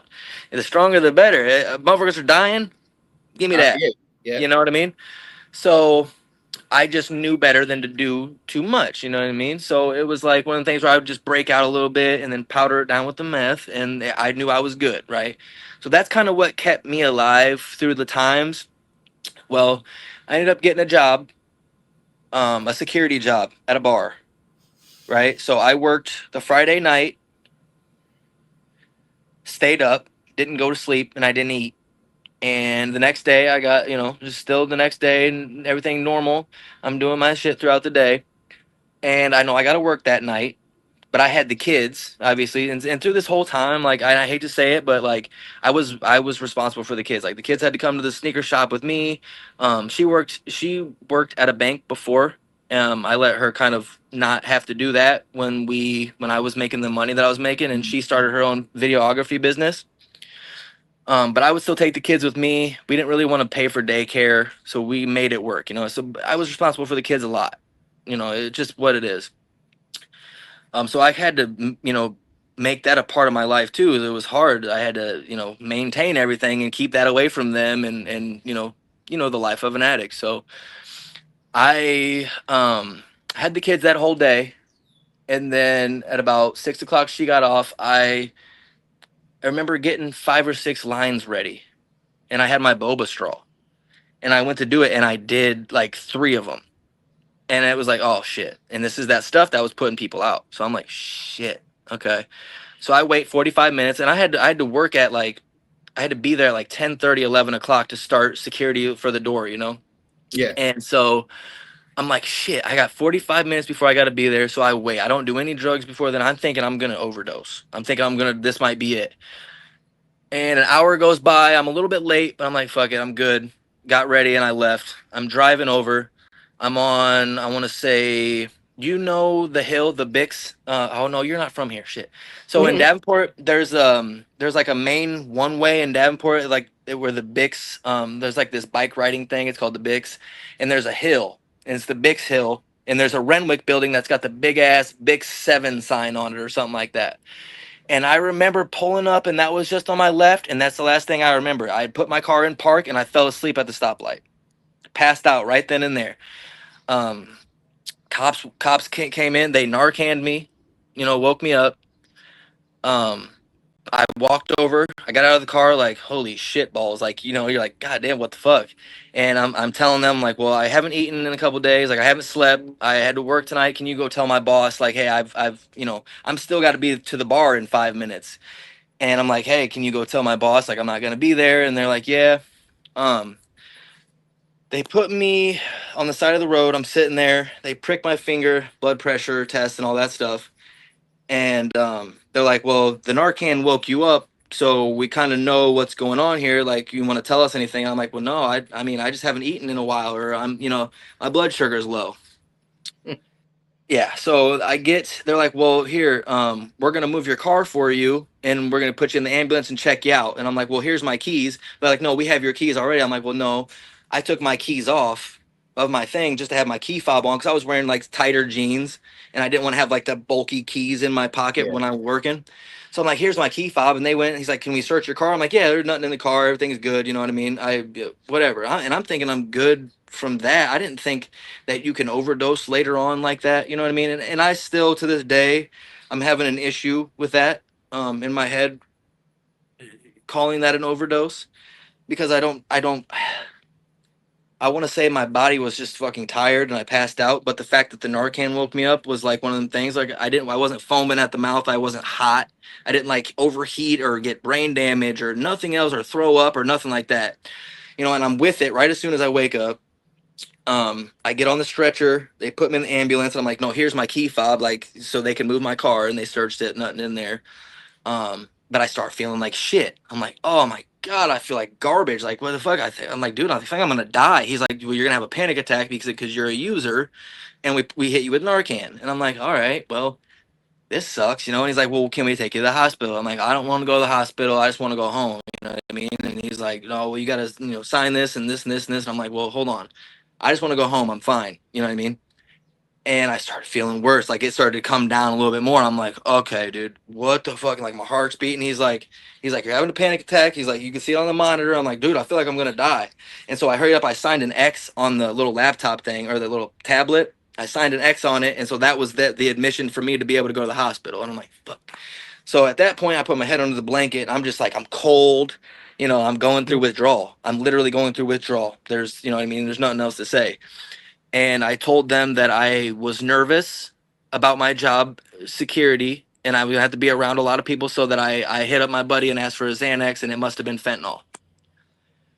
So just the word fentanyl, I guess that triggers a bunch of other things. So that triggers like the law. That triggers, if you had kids, if you have any DCFS, whatever, it goes straight federal when you say fentanyl.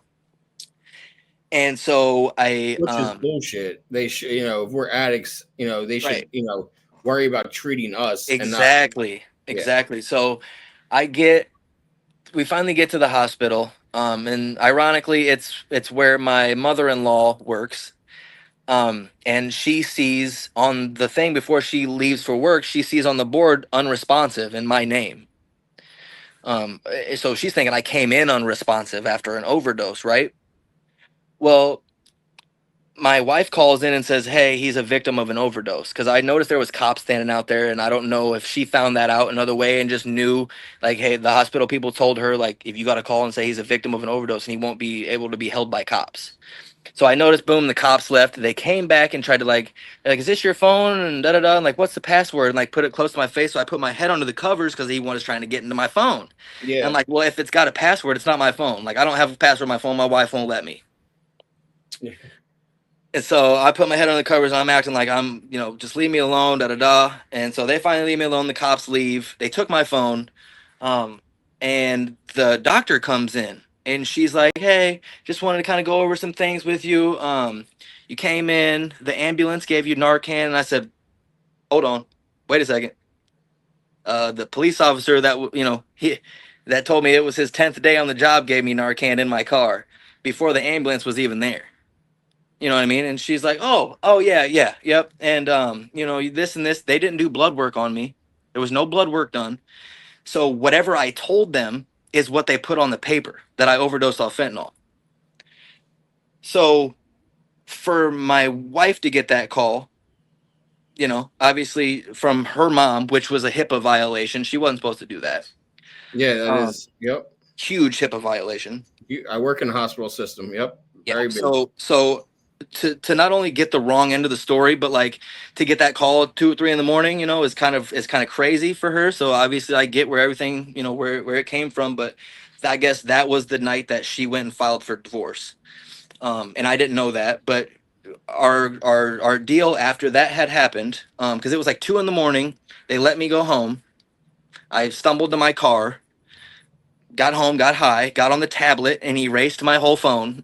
Like all the data, like anything that was in my phone, I erased it. Password, this, that, and I still haven't went and picked that phone up, but um, made sure that was good, make sure I was covered. And we talked the next day. She's like, "You're gonna either go get help, or we're not, gonna be together." I said, "Well, what about the shop? The sneaker shop?" She's like, "I'll open the sneaker shop. I'll run it. We'll get a business loan. Once you get out, if there's anything to make up, like time, money, whatever's happened, we'll get a business loan, and we'll work it out." So I told her, I said, "Well, at least let's wait till after McKenna's birthday. Just let's Kenna's birthday was in like 3 days. So, and I knew I had enough drugs to get me by to then, but like just until then, and that was it. So they know that I'm using at that point. They know that those couple days I'm going to use to get through the day, just to not feel sick. And the day after her birthday, I went to rehab. I got my 5 days. Actually, it wasn't that easy. I didn't realize how hard it is to get sober, like to get help, to actually, for there to be a bed available for you to go to places to go. So we drove 2 hours to this place called Rosecrans. Yeah. I'm withdrawing, like you said, I'm withdrawing the whole way there. My mom's driving, and and luckily my mom drove me. Otherwise, I'd have been shit. I was There's wrapped no up in a way. blanket in the passenger Yeah. seat, telling her I would rather die than do this, and Yep. it's for my family. So I'm like, you know what? I got to do it. It just is what it is. We get there. They're like, "Well, we don't have a bed available until Thursday," and it's Monday. I'm like, "Oh my God." So I'm texting everybody on my phone, like, "Do you have anything to get me by?" You know what I mean? And so I had a stash of Suboxone that I left with my father, right? And like 3 or 4 blues. I knew he already did those. And I'm hoping he still got the Suboxone. Well, he took the Suboxone too. He had already eaten that up. So I hit up my uncle. I'm like, "Bro, what you got for me? Anything at all?" He's like, "Yeah, but you ain't getting it, man. I'm sorry. This is just what you got to go through." And I'm like, "Dude, seriously, I'm going to rehab. Like, I'm going to get clean," and nobody was giving me the time of day. And I'm like, "All right." And I'm glad for that now, obviously. But I had to come back, and they were like, just go to the ER. So we got back to the Quad Cities, went to the ER. I stayed there for, I think it was like 7 or 8 hours just going through withdrawal. And they don't give you anything there. There's nothing in They the don't ER give they're a going to fuck. do. I They had don't to give a wait fuck for, I unless had to it's wait. alcohol or Xanax. If it's Yeah. alcohol or Xanax, then they treat you.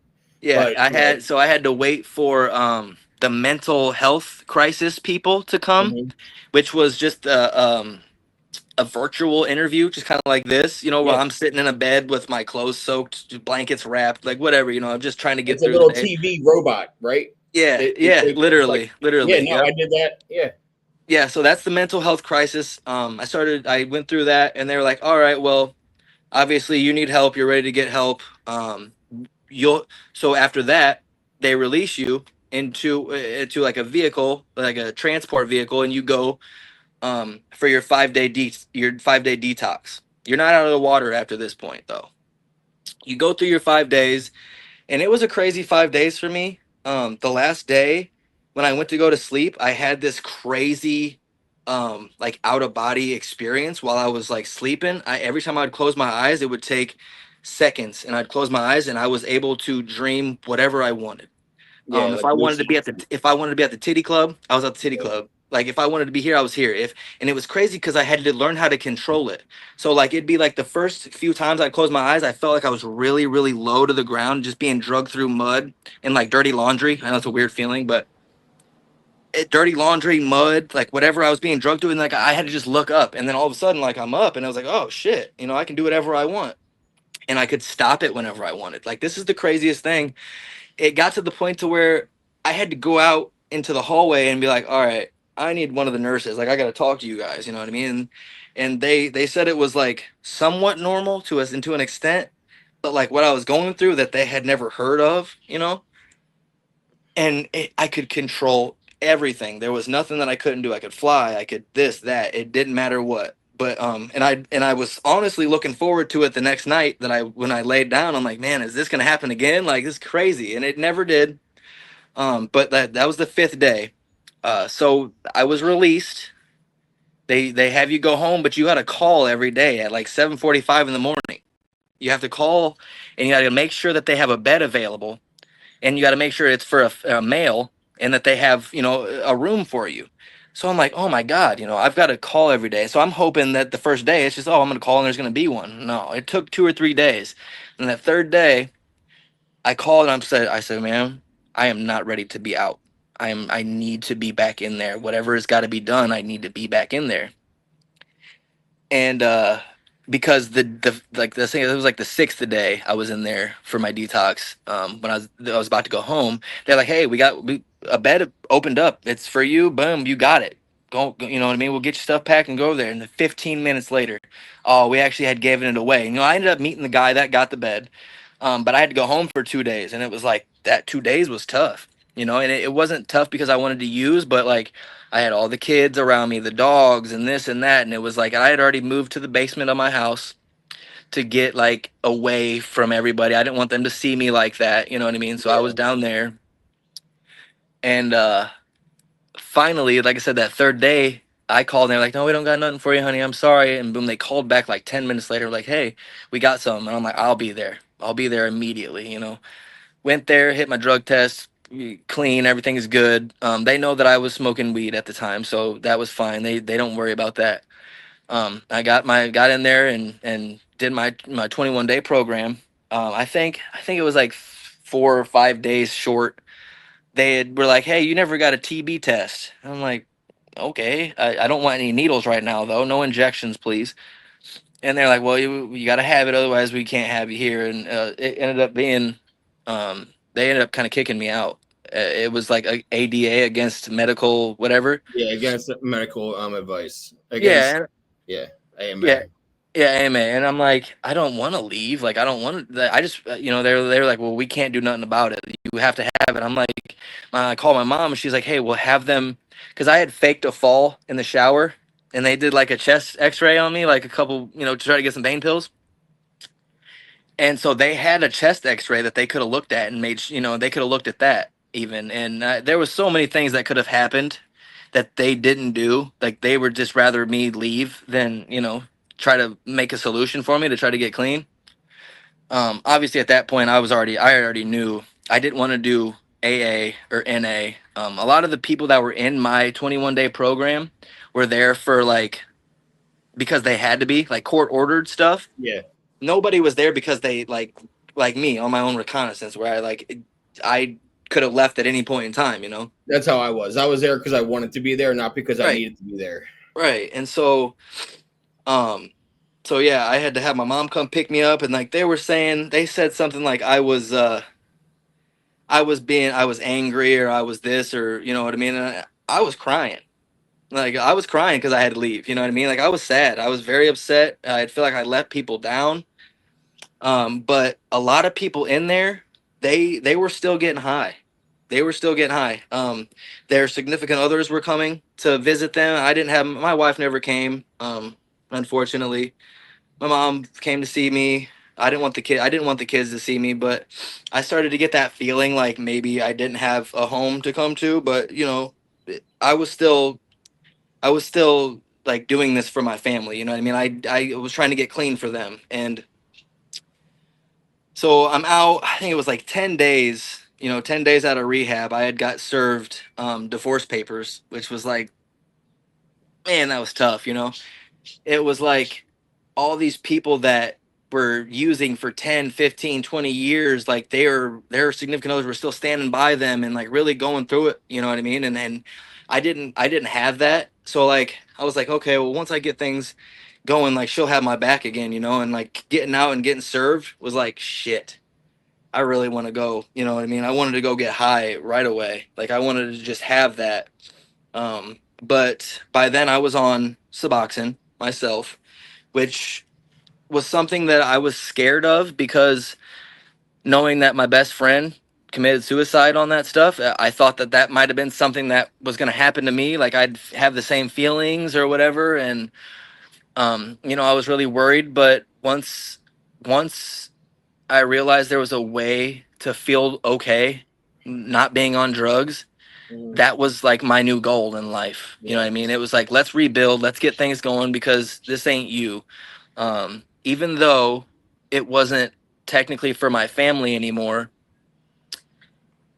I still thought that if I fought hard enough, like maybe she would just take me back, like things would be good. You know, we'd work it out. We had a kid that was 1 year old, and he was born the day after my birthday, dude. Like I was in, you know, we're in the hospital. I'm hungover because I had some drinks on my birthday, and I only had like 3 blues left over. So I knew I was like, oh fuck. And that was when like the first time that I had gotten the powdered you know, heroin was when I was in the hospital waiting, you know, to get like to have my child. Like I didn't want to be Yeah. sick. I was you could still see pictures of me like the first day we had the baby, like where I'm like just coming out of my withdrawal. Like it's sick to look back at pictures now, but like I'm sure you have pictures where you're like, oh my god, like Yep. what was I doing? You know, what the hell? Just I thought small as hell. I thought I was on top of the world at this time, you know, Yeah. and yeah, so getting that paper was like, you know, and it was crazy because the sheriff that served me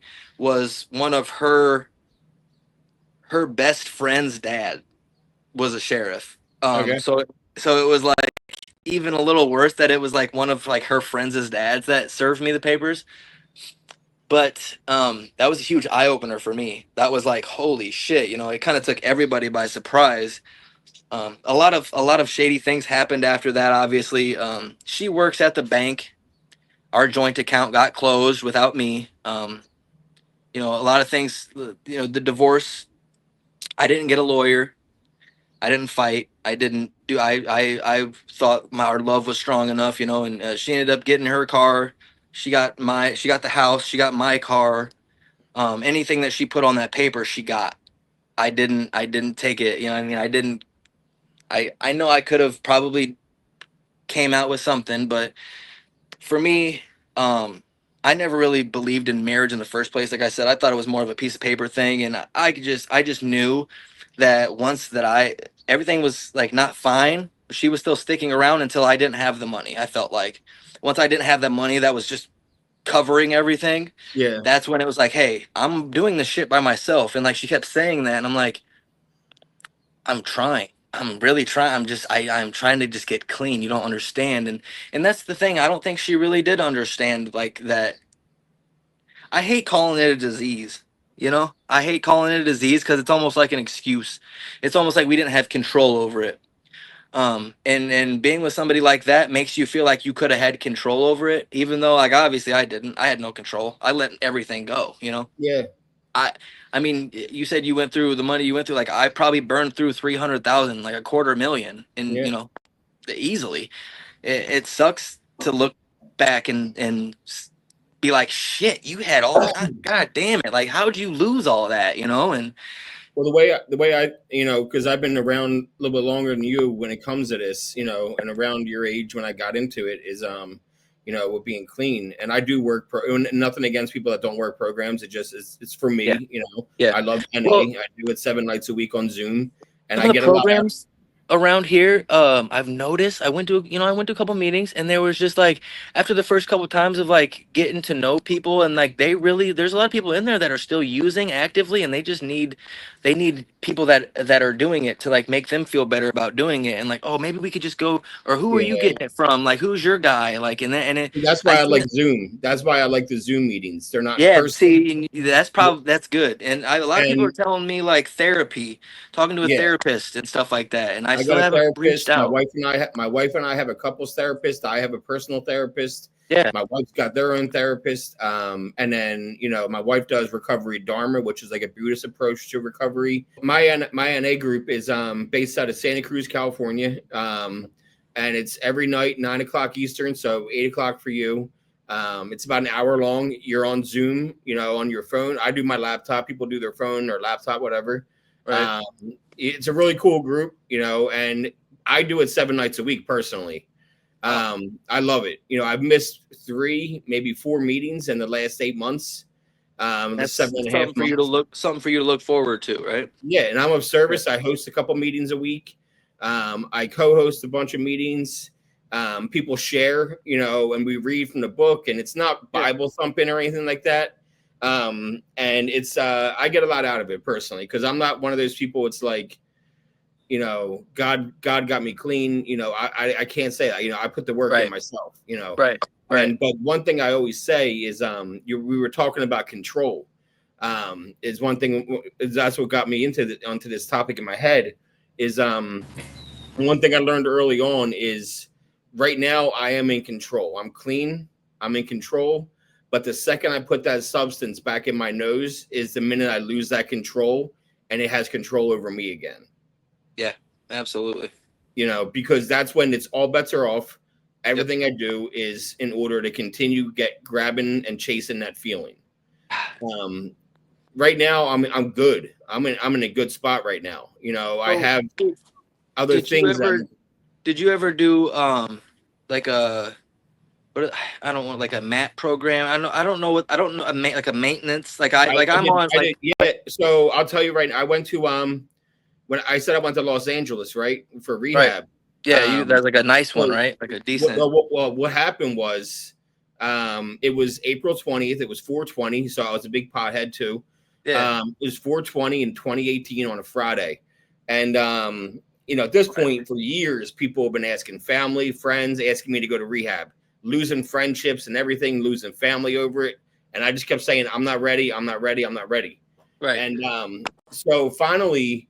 I'm on my recliner. I'm smoking bowls. I'm doing 30s, and I'm watching a documentary on Netflix. It was called Legend of 420, and it was basically a bunch of segments of like different ways that cannabis is helpful for people in recovery, or helpful for people. Whether it's like the one segment was about a kid who had epilepsy. And he couldn't live, and then they started giving him marijuana, and then the kid lives a regular life now. And then one of the segments was about people getting clean off of opiates by going, by using marijuana maintenance. Right. And they mentioned this rehab in Los Angeles. It's a regular rehab for 28 days, and then the sober living is called high sobriety, and it's a way to use marijuana instead of using Suboxone. Yeah. and you get a marijuana doctor and they let you hold it at the sober living, and so I used cannabis for 5.5 years probably, when I did Yeah. that. But the problem was then I found myself smoking all day every day, and then I quit that. I haven't smoked weed or used cannabis since April 1st of 2024. Okay. And my wife quit smoking October 1st, 2024. Right. So we both don't smoke weed anymore. That's good. And we both were huge potheads. And I'm talking like the dispensary weekly, $200 to $300 a week at the Yeah. dispensary, just Yeah. dropping money and Yeah. just, thinking it was So okay. that was the one thing that my ex did was she smoked. We started smoking actually together. Like I said, when I was like Yeah. 22 or 23, Yep. we actually that's when we got together and we started smoking together. It was like a thing we did together. So um, that was always like a bonding thing for us. And she still smokes now. I still smoke currently. It's legal where we're at, so it's Yeah. legal here. We can just go to the store and get it. Yep. So it's never been an issue for me. My doctor now, because I'm on Sublocade. You heard of that? It's Yeah. like the The shot. injection. Yeah. Yeah, the injection. So Yeah. I've done this is I think my third one. I'm now a week past the time I was supposed to go get my last shot. I'm like a week Mhm. past it. So I'm that guy who's always trying to like push it far. Because this way you won't need it anymore. Right. And so Yeah. I didn't realize getting on the Suboxone and stuff like that it's damn near a stronger opiate than the It fucking is. shit I was on before. It is. It's And I scary. didn't know that. You know what I mean? I Yeah. really didn't know that. It sucks, but it's like it's the best of both worlds. I mean, it's the better of the two evils, I guess. Doing as much as I was doing and as heavy amount that I was on, like I guess I needed something like that. So I was on the Suboxone for a while. Once I was like, what's the end game for this? You know what I mean? Because I never knew about Suboxone. I just knew that my buddy was prescribed it and he shot himself. I wanted to stay as far away from that as I could. But I had her mom, my ex's mom. She was really into holistic medicine, so like kratom. She Yep. I remember the night that it was like I was the night before I was gonna drive the 2 hours to go to the Rosecrans rehab. She came over and was like praying over me, and like at this point me and my wife at the time, she already hit me with divorce, not divorce papers, but it was like we were rocky. Like you knew she wasn't going to be happy unless I figured my shit out. I'm Yeah. living in the basement. Things were just bad. So her mom came over and she was like praying over me, and she brought me the kratom. Shout out to Julie Stern. She's an amazing woman, and a lot of people like get the wrong vibe from her, but she's an amazing woman. And like growing up with my mom, you kind of get this sense of like what a woman should be, and then like you meet something that's a little bit different, and you're like, what? And you realize like there's just different types of moms out there. There's different Yeah. types of people out there, and like there's not just one way to be. And There's no that's cookie cutter huge. way to do it. Yeah, and so yeah, she came over. She's like, gave me the kratom. And it's like, here, take these in the morning when you wake up. These are for nighttime. We're gonna get you through this. She's praying over me, and it was just like the first sense of like that I had even and like that was one of my worst moments. I'm like dripping sweat, like my whole body feels like my skin's getting ripped off of my bones. Like I just there's no there's no way to explain it. It's just like this crazy hot cold like war you're having with yourself, and it's mental, it's physical, it's everything, and you're so vulnerable, you're so like willing to beg for relief. And so I even remember begging my ex-wife because I remember like she had gotten prescribed some type of Xanax at some point in time in her life. And I'm like, where's that bottle at? Like, where are those pills at? And she's like, oh, I lost them. And like just being a good sport, what I mean? Not trying to get me more high, obviously, because that's not going to do anything for me besides get me addicted to something else. Yeah. So, I had good support. And I think the main, reason I got the support from her was to like get me the fuck out. Like, come on, you're gonna get better and get out, get the fuck out. It wasn't like let's do this and keep it away from the kids. My first baby mom was like, no, you're going to call your daughter and you're going to tell her exactly what happened.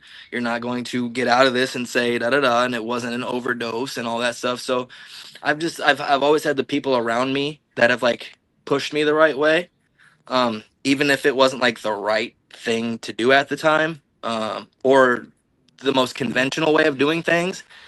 uh, I got through it, and it, like, in my own way. And so some people that like really really push NA, or they push this, or they push their like rehab, or they, or this or that, is like anybody can get clean. It just depends on how you want to do it, and if you're really ready.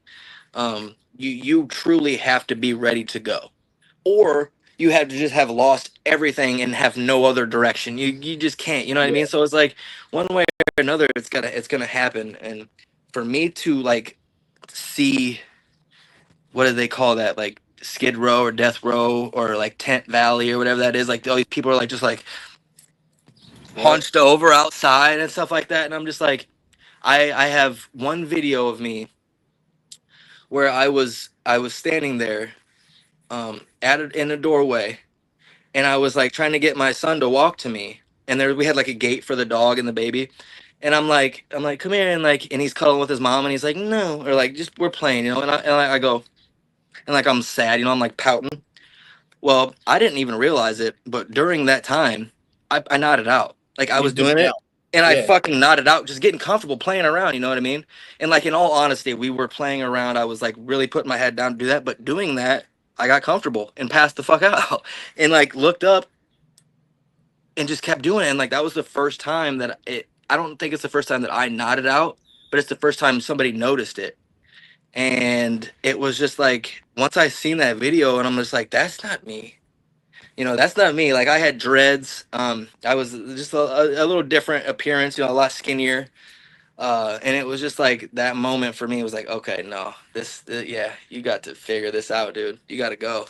You can't, you know what I mean? And so I wish, I wish that there wasn't such a stereotype on addicts. Like if you're an addict, you're always an addict. And, um, or people don't just get clean in a year, or they can't, it takes 10 years, or they're gonna use again, and this and that. I hate that stereotype, because I feel like, and I can't speak for her, but I think a lot of that stereotype, and like my ex-wife looking at my father and being like, okay, well, he never changed, and like seeing all these people, like, and her uncle was an addict and never got sober, and for her it was like, no, this is never gonna change, you know what I mean? And in my head I'm like, I'll change, shit, I'll change. I already told you I'd marry you, this and that, and I've changed my whole life for you. I never wanted marriage, and now we're in it, and it's just like, I need you right now, it was like that, like, what in the absolute fuck is going on? It's like, so for that to happen while I'm trying to get sober was like probably was like the hardest part of it. Because I'm not just getting sober, I'm getting sober and I'm losing my wife and my family and my house. And I get a paper that's saying I got to sign the deed over, and I got to sign my title over on my car. And I'm like, and I can only have my kids when at my mom's house when she's present. Like, and it was just like, what the fuck, Obviously things have changed since then. There's been petitions. We've signed petitions against the custody and all that stuff, so I can have my kids whenever and go wherever with them and stuff like that. And um, I had to fight a little bit for that, or work for that, and it was really her signing the paper saying, yeah, he can have them whenever and pick them up whenever, Yeah. and because I've been doing that forever, and for her to have to take up all that herself is hard work. Like she realized at that point, like, okay, yeah, he was doing a lot, and he need, his kids need him and shit like that. So I'm able at this point to, like, still not even being a full year sober. Like I said, it's 288 days. I'm still able to get my kids like normal and everything. Now, when that overdose happened, I still want to. I want to hear your opinion on that. But when that overdose happened, DCFS got involved. Obviously, I didn't have kids with me. I wasn't with the kids and nothing like that. But they still.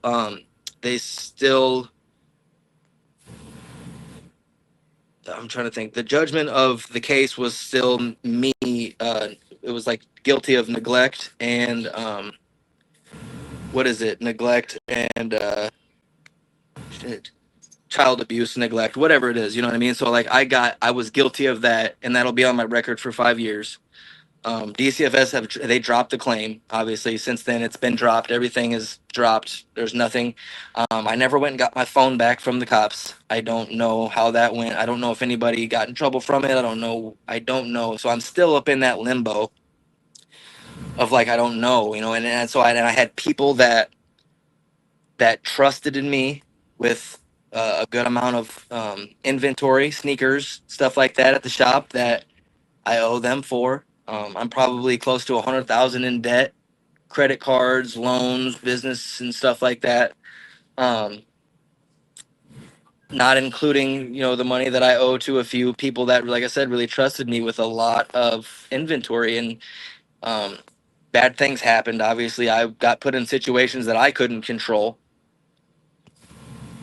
and a big part of being sober and sobriety journey is kind of like mending all that. Yeah. At least for me, I feel like that's gonna be a big part of it. I'm not financially stable enough yet to like start, doing what I got to do, but I've got a job. I work out every day. I got a motorcycle. I don't have a car yet, but I've got something to get me back and forth, and so I can pick up my daughter. I can pick up one of the boys whenever I need to. My mom lets me use her car. I ended up having to move in with her, my mom, in her 1 bedroom apartment, so that's where I'm at now. Um, I'm just, kind of getting things back on track. I am still sober. I drink every once in a while. I smoke. I probably will get like I probably go through like an eighth of weed a week, so like a blunt a day, if so. Yeah, That that's not. Yeah, that's give or not. take. Yeah, I was going through a lot more than that. Yeah. Oh God, when it back, in the time when I'd sprinkle a whole that. Yeah. Yeah, There's that. You go through your times, obviously. Um. So I don't see. I mean, it's hard to quit everything at once. You know what I mean? I haven't gone and done anything. Meth. I haven't done any coke. No Adderall, Ritalin. Like I said, I've drank and I've definitely smoked weed. I don't smoke cigarettes. I smoked cigarettes for a while. In rehab, I was chewing the Nicorette gum just because it was a way to feel something. Um, yeah, I'm to the point now where, like I said, I have my Sublocade shots. So I've gotten 1, 2, 3. My fourth one will be a little bit lower, but it's like a wean off process. It's like a 300 milligram, then 100, 100 until you're done. yeah. I want that done to be like a little bit quicker than normal because I know that there's going to be some kind of withdrawal. There You know, is. there's got to be some kind That's of why I withdrawal. like Vivitrol. I prefer Vivitrol.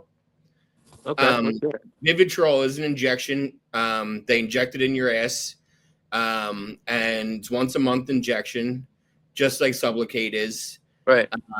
And when you decide you're done, there's no withdrawal. Hmm. You haven't. You said you're 7 days over. I am. What's today? Today's the 20th. 20th. So then I am. Yeah, 7 days exactly. Okay, I'm pretty sure you need to be over 4 days. You could talk to your MAT provider. So this is supposed to stay in my system for like 60, I think. Okay. So like right like so if I decided right now that I wanted to get high, I would have to wait my 60 or 90 days for whatever this is to come out, to be out Mhm. of me. And then once it's ran its course and all gotten out and I haven't Okay. done it, then I'd be able to get, because like right now what it does is it puts those little security guards by your Yeah. receptors and says like, look, bro, you're not getting high. There's nothing that's going to get here that's going to get you high. It's the crave. Yeah, it takes away the craving, but Vivitrol takes away the craving. Just like Sublocade takes away the craving. Yeah. Literally, the only difference between Sublocade and Vivitrol is there's no withdrawals of Vivitrol when you stop it. When you decide, like I got a buddy, he was on my show, season 2. This is season 7, but I grew up with him. Him and I, we ran the same circles, Mm-hmm. and he got clean like 7 years ago with Vivitrol, and he did Vivitrol once a month for 18 months. And when he decided, you know what, I'm done, and he's done. He hasn't used since.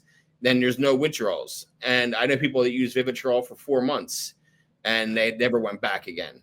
So I mean, I'm wondering, is that, I mean, because I mean, this is a really real concept for me still. I don't know if you realize, but I'm still really early in the thing, obviously, Yeah. and like pretty. I mean, I'm pretty worried about the end game. You know, I'm still really worried about the end game. As much as I talk about, you know, having a clear head and all that stuff, I've got a lot of worry when it comes to this stuff because, you know, you look. I guess I should have stayed off Google, but Chat GPT.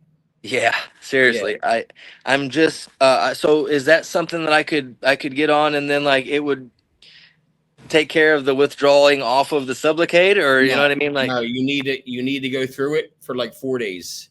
okay. You'll need to go through hell for like 4 days. So I'm gonna have to do. So if I got my shot, and it's been now what 40 days, because a month would have been the 13th. So yeah, 40 days, and let's say it takes 60 days to get out of your system. Do I gotta wait for them 60 days and then? Because yeah, I'm gonna have to piss clean without the sub in there, huh? Or the buprenorphine. Buprenorphine. Yep. Yeah. So yeah, it'll suck, but it'll only suck for like 4 days, and then you can get on Vivitrol. That'll give you all the blockers. Yeah. You won't be able to get high on Vivitrol, just like you can't get high on Sublocade. Right. It takes away the cravings, just like Sublocade takes away the cravings. Yeah. Instead of injecting in like your hip and your torso, it's the injection in the ass. I've heard complaints that sometimes it does hurt. It gets sore a little bit, but the Sublocade is a very, very painful process. Holy shit. then it's just they're injections. That's what happens sometimes, especially when it's getting injected like with fat meat and not just like into a vein. Right. And so, but if you're 6, 9, 18 months down the line doing this monthly, and you're like, you know what, I'm good, I'm done. You don't have to go back, and you're done. One of my best friends did it for like 4 months, and she hasn't gone back, and she hasn't touched dope since 2022. Yeah. So I have to ask. Yeah, ask them about it. I'll text it to you. It's Vivitrol is a name, and it's the most thing. I wish I knew it existed when I got clean. Yeah. When I got clean, I didn't use anything. I turned down subs, man, because I knew if I would have got on subs, then I would have had to have come back to get off subs again. Right. Yeah. See, and that's the thing. Like, I had no clue subs was a thing, and even when Josh was prescribed it, I didn't know what it was. I didn't realize like he it was still something that was like it was maintaining it for him. It was like the high was okay, No, I was very familiar with Suboxone. I had started using the first time I ever used Suboxone was 2009. Okay. A year into my addiction. Yeah. So I've always been very familiar. I was using the subs back in the day when it was just the orange tablets that tasted like orange. What I mean? Yeah. That's the ones they have in the hospital. That's what I was getting in the actual hospital. Subutex. So, and then eventually they had the sub strips, and the little A8s. Yep. Yeah. So, I've seen them all over the years, you know what I mean? Since 2008, 2009. Yeah. But yeah, man, Vivitrol is awesome. I wish I knew it existed. I think it's the best thing out there for Matt. Have you seen this methylene blue? You heard about it? No? I'm starting to see like these videos of it. I mean, it's just you always are looking for something to like fucking get the hell through this thing, and like I guess the more on social media that I was like engaging with addiction posts, like they started like that stuff started popping up more and more. So I've seen it. It's just like a blue drop. I don't know if it's like for energy or if it's for this or for that. So that's another thing too. Like when you're talking about addiction or you're following addiction, there's so many different kinds. So like people withdrawing off of, like the guy that I was in my room with in rehab, he was coming off meth, and I'm coming off opiates. So it's like, he didn't have anything like I did. Like I didn't like. No, so the difference is though, and when I got clean in LA, everyone was there for meth. A lot, not everybody, but like it was Right. 50-50 meth and then opiates, some alcohol, but it was meth and opiates. And Well, you say a lot of people that do opiates were using the meth too. Like, you know what I mean? Like Yeah. I noticed that's a common thing as well. So But the thing is, though, the meth doesn't get the physical withdrawals, but the meth gets the mental withdrawals that we don't get, and as opiate addicts. Yeah. We're lucky. We get the mental stuff like, oh, I want to get high, but like we don't get the hallucinations and the shadow people, yeah, and where you're literally seeing fake people, like your mind is deceiving you. right. So meth, you think you hearing stuff, you have auditory problems, visuals, it's crazy. They don't get the cold shakes, they don't get the stomach aches, they don't get the giant skin, shits. the skin, yeah. That's the crazy part when all your bowels start to move again. Yep, you start taking regular shits again. Like that takes a couple weeks. You know what I mean? That's And for sure. so they get the mental, we get the physical. So and same with Coke. Coke gets the mental, opiates gets the physical, alcohol gets the physical and the mental. Yeah. Xanax gets the physical. I had to go on Barbitrol to get off of or Barbiturol to get off of Xanax because that could have killed me coming off Xanax last year. Right. I was in the hospital coming off that, and then I went to the psych ward. That shit sucked. Well, I had seen that you recently relapsed, or a few years ago relapsed, or something like that, and that's why you weren't doing the videos or something. That was December, yeah. Okay. And I No, mean, so last November, I quit smoking cigarettes, and I needed some kind of relief and escape when I quit smoking because I've been smoking cigarettes since 13 pack a day or more. Yep. And I'm talking 13 a pack. You know what I mean? Like I've been working hard to afford my habits at 13 years old. Yep. And fucking, I messaged my psychiatrist, in the portal, and I didn't even have to see him. And I said, hey man, like I need something to get away. That my anxiety is really high from quitting cigarettes. And he gave me Xanax. I blew through them in a week. And then I was like, I need something stronger. And he gave me stronger. And then I ended up doing way too much, overdose, told him I was going to kill myself, and then put me in a psych ward. Shit. So, I spent 3 days in the hospital coming off the Xanax, and then I spent 3 days in the psych ward, and then I do NA. Right. Since then, I do that every night, 9 o'clock. I do Gamblers Anonymous on the weekends for my gambling problem. Yeah. I do NA 3 times a week at noon during my lunch break. I hop on Zoom. That one's based out of Providence, and my wife's in recovery. My best friend's in recovery. I just, So you're just dedicated with filling your day and time with just everything else besides drugs. What I mean? Like you're just trying to, I always say you're the average of the 5 people you spend the most time with. So if I'm spending the most time with people, like you or like my wife or my best friend or doing these podcasts, or doing NA meetings or Gamblers Anonymous meetings, I'm surrounding myself with people who are working and living a life in recovery. Yeah. So it's going to rub off on me, in a sense to where, I'm going to want to stay clean like everybody else is around me. Nobody else is getting fucked up around me. Why would I want to get fucked up? I think it was a month or so after the divorce and I had moved out. I had met a chick and she was a user, and that was the scariest fucking thing I've ever been through in my life. Yep. Just knowing how close I was to like saying fuck it, and to like, cut off somebody. Like she didn't understand, I couldn't be like, hey, this is why, and then, oh, well, no, I'll quit and all that. And it's like, yeah, but I can't deal with that right now. I can't deal with somebody else quitting right now. Like I'm still quitting, and that was hard. So I haven't been able to physically or mentally move on from my divorce yet. Not only do I have this like huge void that is like not filled with like the conversations that I needed to like maybe move on or like say like, hey, like are we gonna keep things like they are?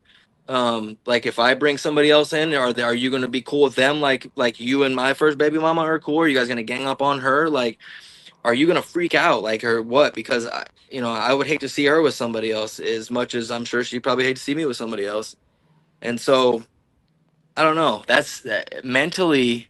I think mentally is where it's been the hardest for me. Like my mental. Physically, I don't feel like I need to use. Like I said, the dreams are a little triggering. The Yeah. dreams are definitely triggering because like not only like it's like the best case scenario in a dream, but it's like it feeds every one of your like addictions. Like it feeds every single one to the fullest Yeah. amount. And like you wake up, like I said, like, oh, I don't have that pocket full of blues that I thought I had, you know what I mean? Like, Yeah. and it's almost depressing. You're almost like, fuck, I was about to go get high. But then you're like, wait, I don't get high, you know? And Yeah. it's hard to talk like that. It's hard to talk about stuff like that to like my people, like my mom. I guess that's really all I have to talk to is my mom.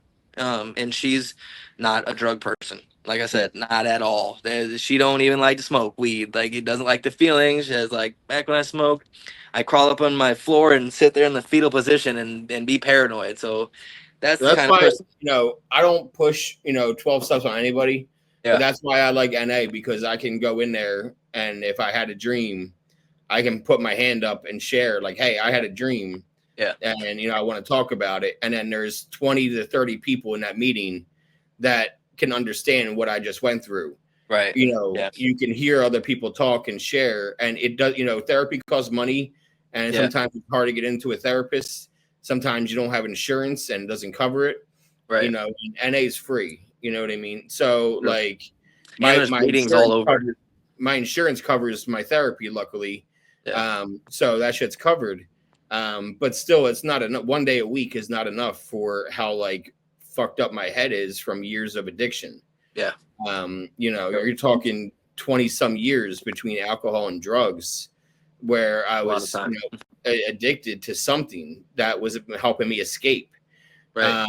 So one day a week for an hour is not enough. That's going to clear my mind up and cure me. Right. And so make it a part of your everyday. Yeah, it's just something I like to, end of my day and say something happened or, my wife said something that triggered me. I can talk about it in the meeting and get it off my chest. And just, feel good about like, all right, I'm ending my day. I just got things off even if I don't share in that meeting, right. And I heard 10 other people share, I get to hear other people like me. Just hearing your stories, like, Yep. it helps me. It helps to know that like you're not alone, like the dreams, like that was a big thing. That's been a kind of a theme in our conversation here is that the dream, it keeps coming back, it's like, it's almost like we're assuring one another that it's okay to have those dreams, and some people might not understand that. Some people might be like, no, it's you don't want to have those. The reason you have those dreams is because you want to get high and this and that. It's like, no, I genuinely want to be sober. I want to be clean. I want to even quit smoking weed. You know what I mean? So shit. And then I know my ex-wife, she wants to quit smoking weed. You know what I mean? Like that's something that, Well, sometimes you draw strength from NA, and I didn't quit smoking weed right away. And then now I don't, like I said, I haven't, and I've been a huge pothead. But my entire life, 13 years old, I started smoking a ton of weed. And, and I quit on the dime April 1st, 2024, and I haven't picked up since. Right. And it's just something that, I feel like that was just a part of my life then, but it doesn't mean it has to be part of my life now. Right. And, and it's something that I draw strength from the group that I'm in to where, and it's not a bunch of Bible thumping, you know what I mean? It's not like, it doesn't feel like cult-like stuff. And it just, I like the vibe in that group specifically. There are meetings that I don't like, I'll be honest, where I just feel like I'm overwhelmed. But this meeting in particular that I go to, I really enjoy. I get a lot out of it. I'll send you the info. It's on Zoom. Yeah, I was just gonna say, man, I'd love to sit in, Yeah, you don't even have to go on camera when you're not until you're comfortable. You know what I mean? Right. Like you can be off camera and just watch. How many I mean, is that something that I could do every day with you? Like, or do you guys have like a special group and you guys are like closed off? 7 nights a week at the same time every night. That's what I'm saying. Like, and is it like I could be there with you guys? Like anybody could be there or what? Yeah. Okay. Yeah, anybody can join whenever they want. Yeah, man. I do it 7 nights a week. I missed it. I started going to this meeting, I think around December 19th, around then. Yeah. And then I didn't miss for a month and a half because then the Eagles were in the Super Bowl and I watched the Eagles game. Okay. So, and then I went like 3 months straight without missing. Yeah. I missed maybe 3 times in the last 7.5 months, or last 7 months. I maybe missed 3 meetings 7 days a week. I just really enjoy it. I get a lot out of it. A lot of people with like years of clean time. Then there's people with days, 60 days, 90 days. People like me, 7, 8, 9 months. And it gives you a little community of people to where you, like you said, it's tough. All you have really is your mom right now, and she doesn't understand it.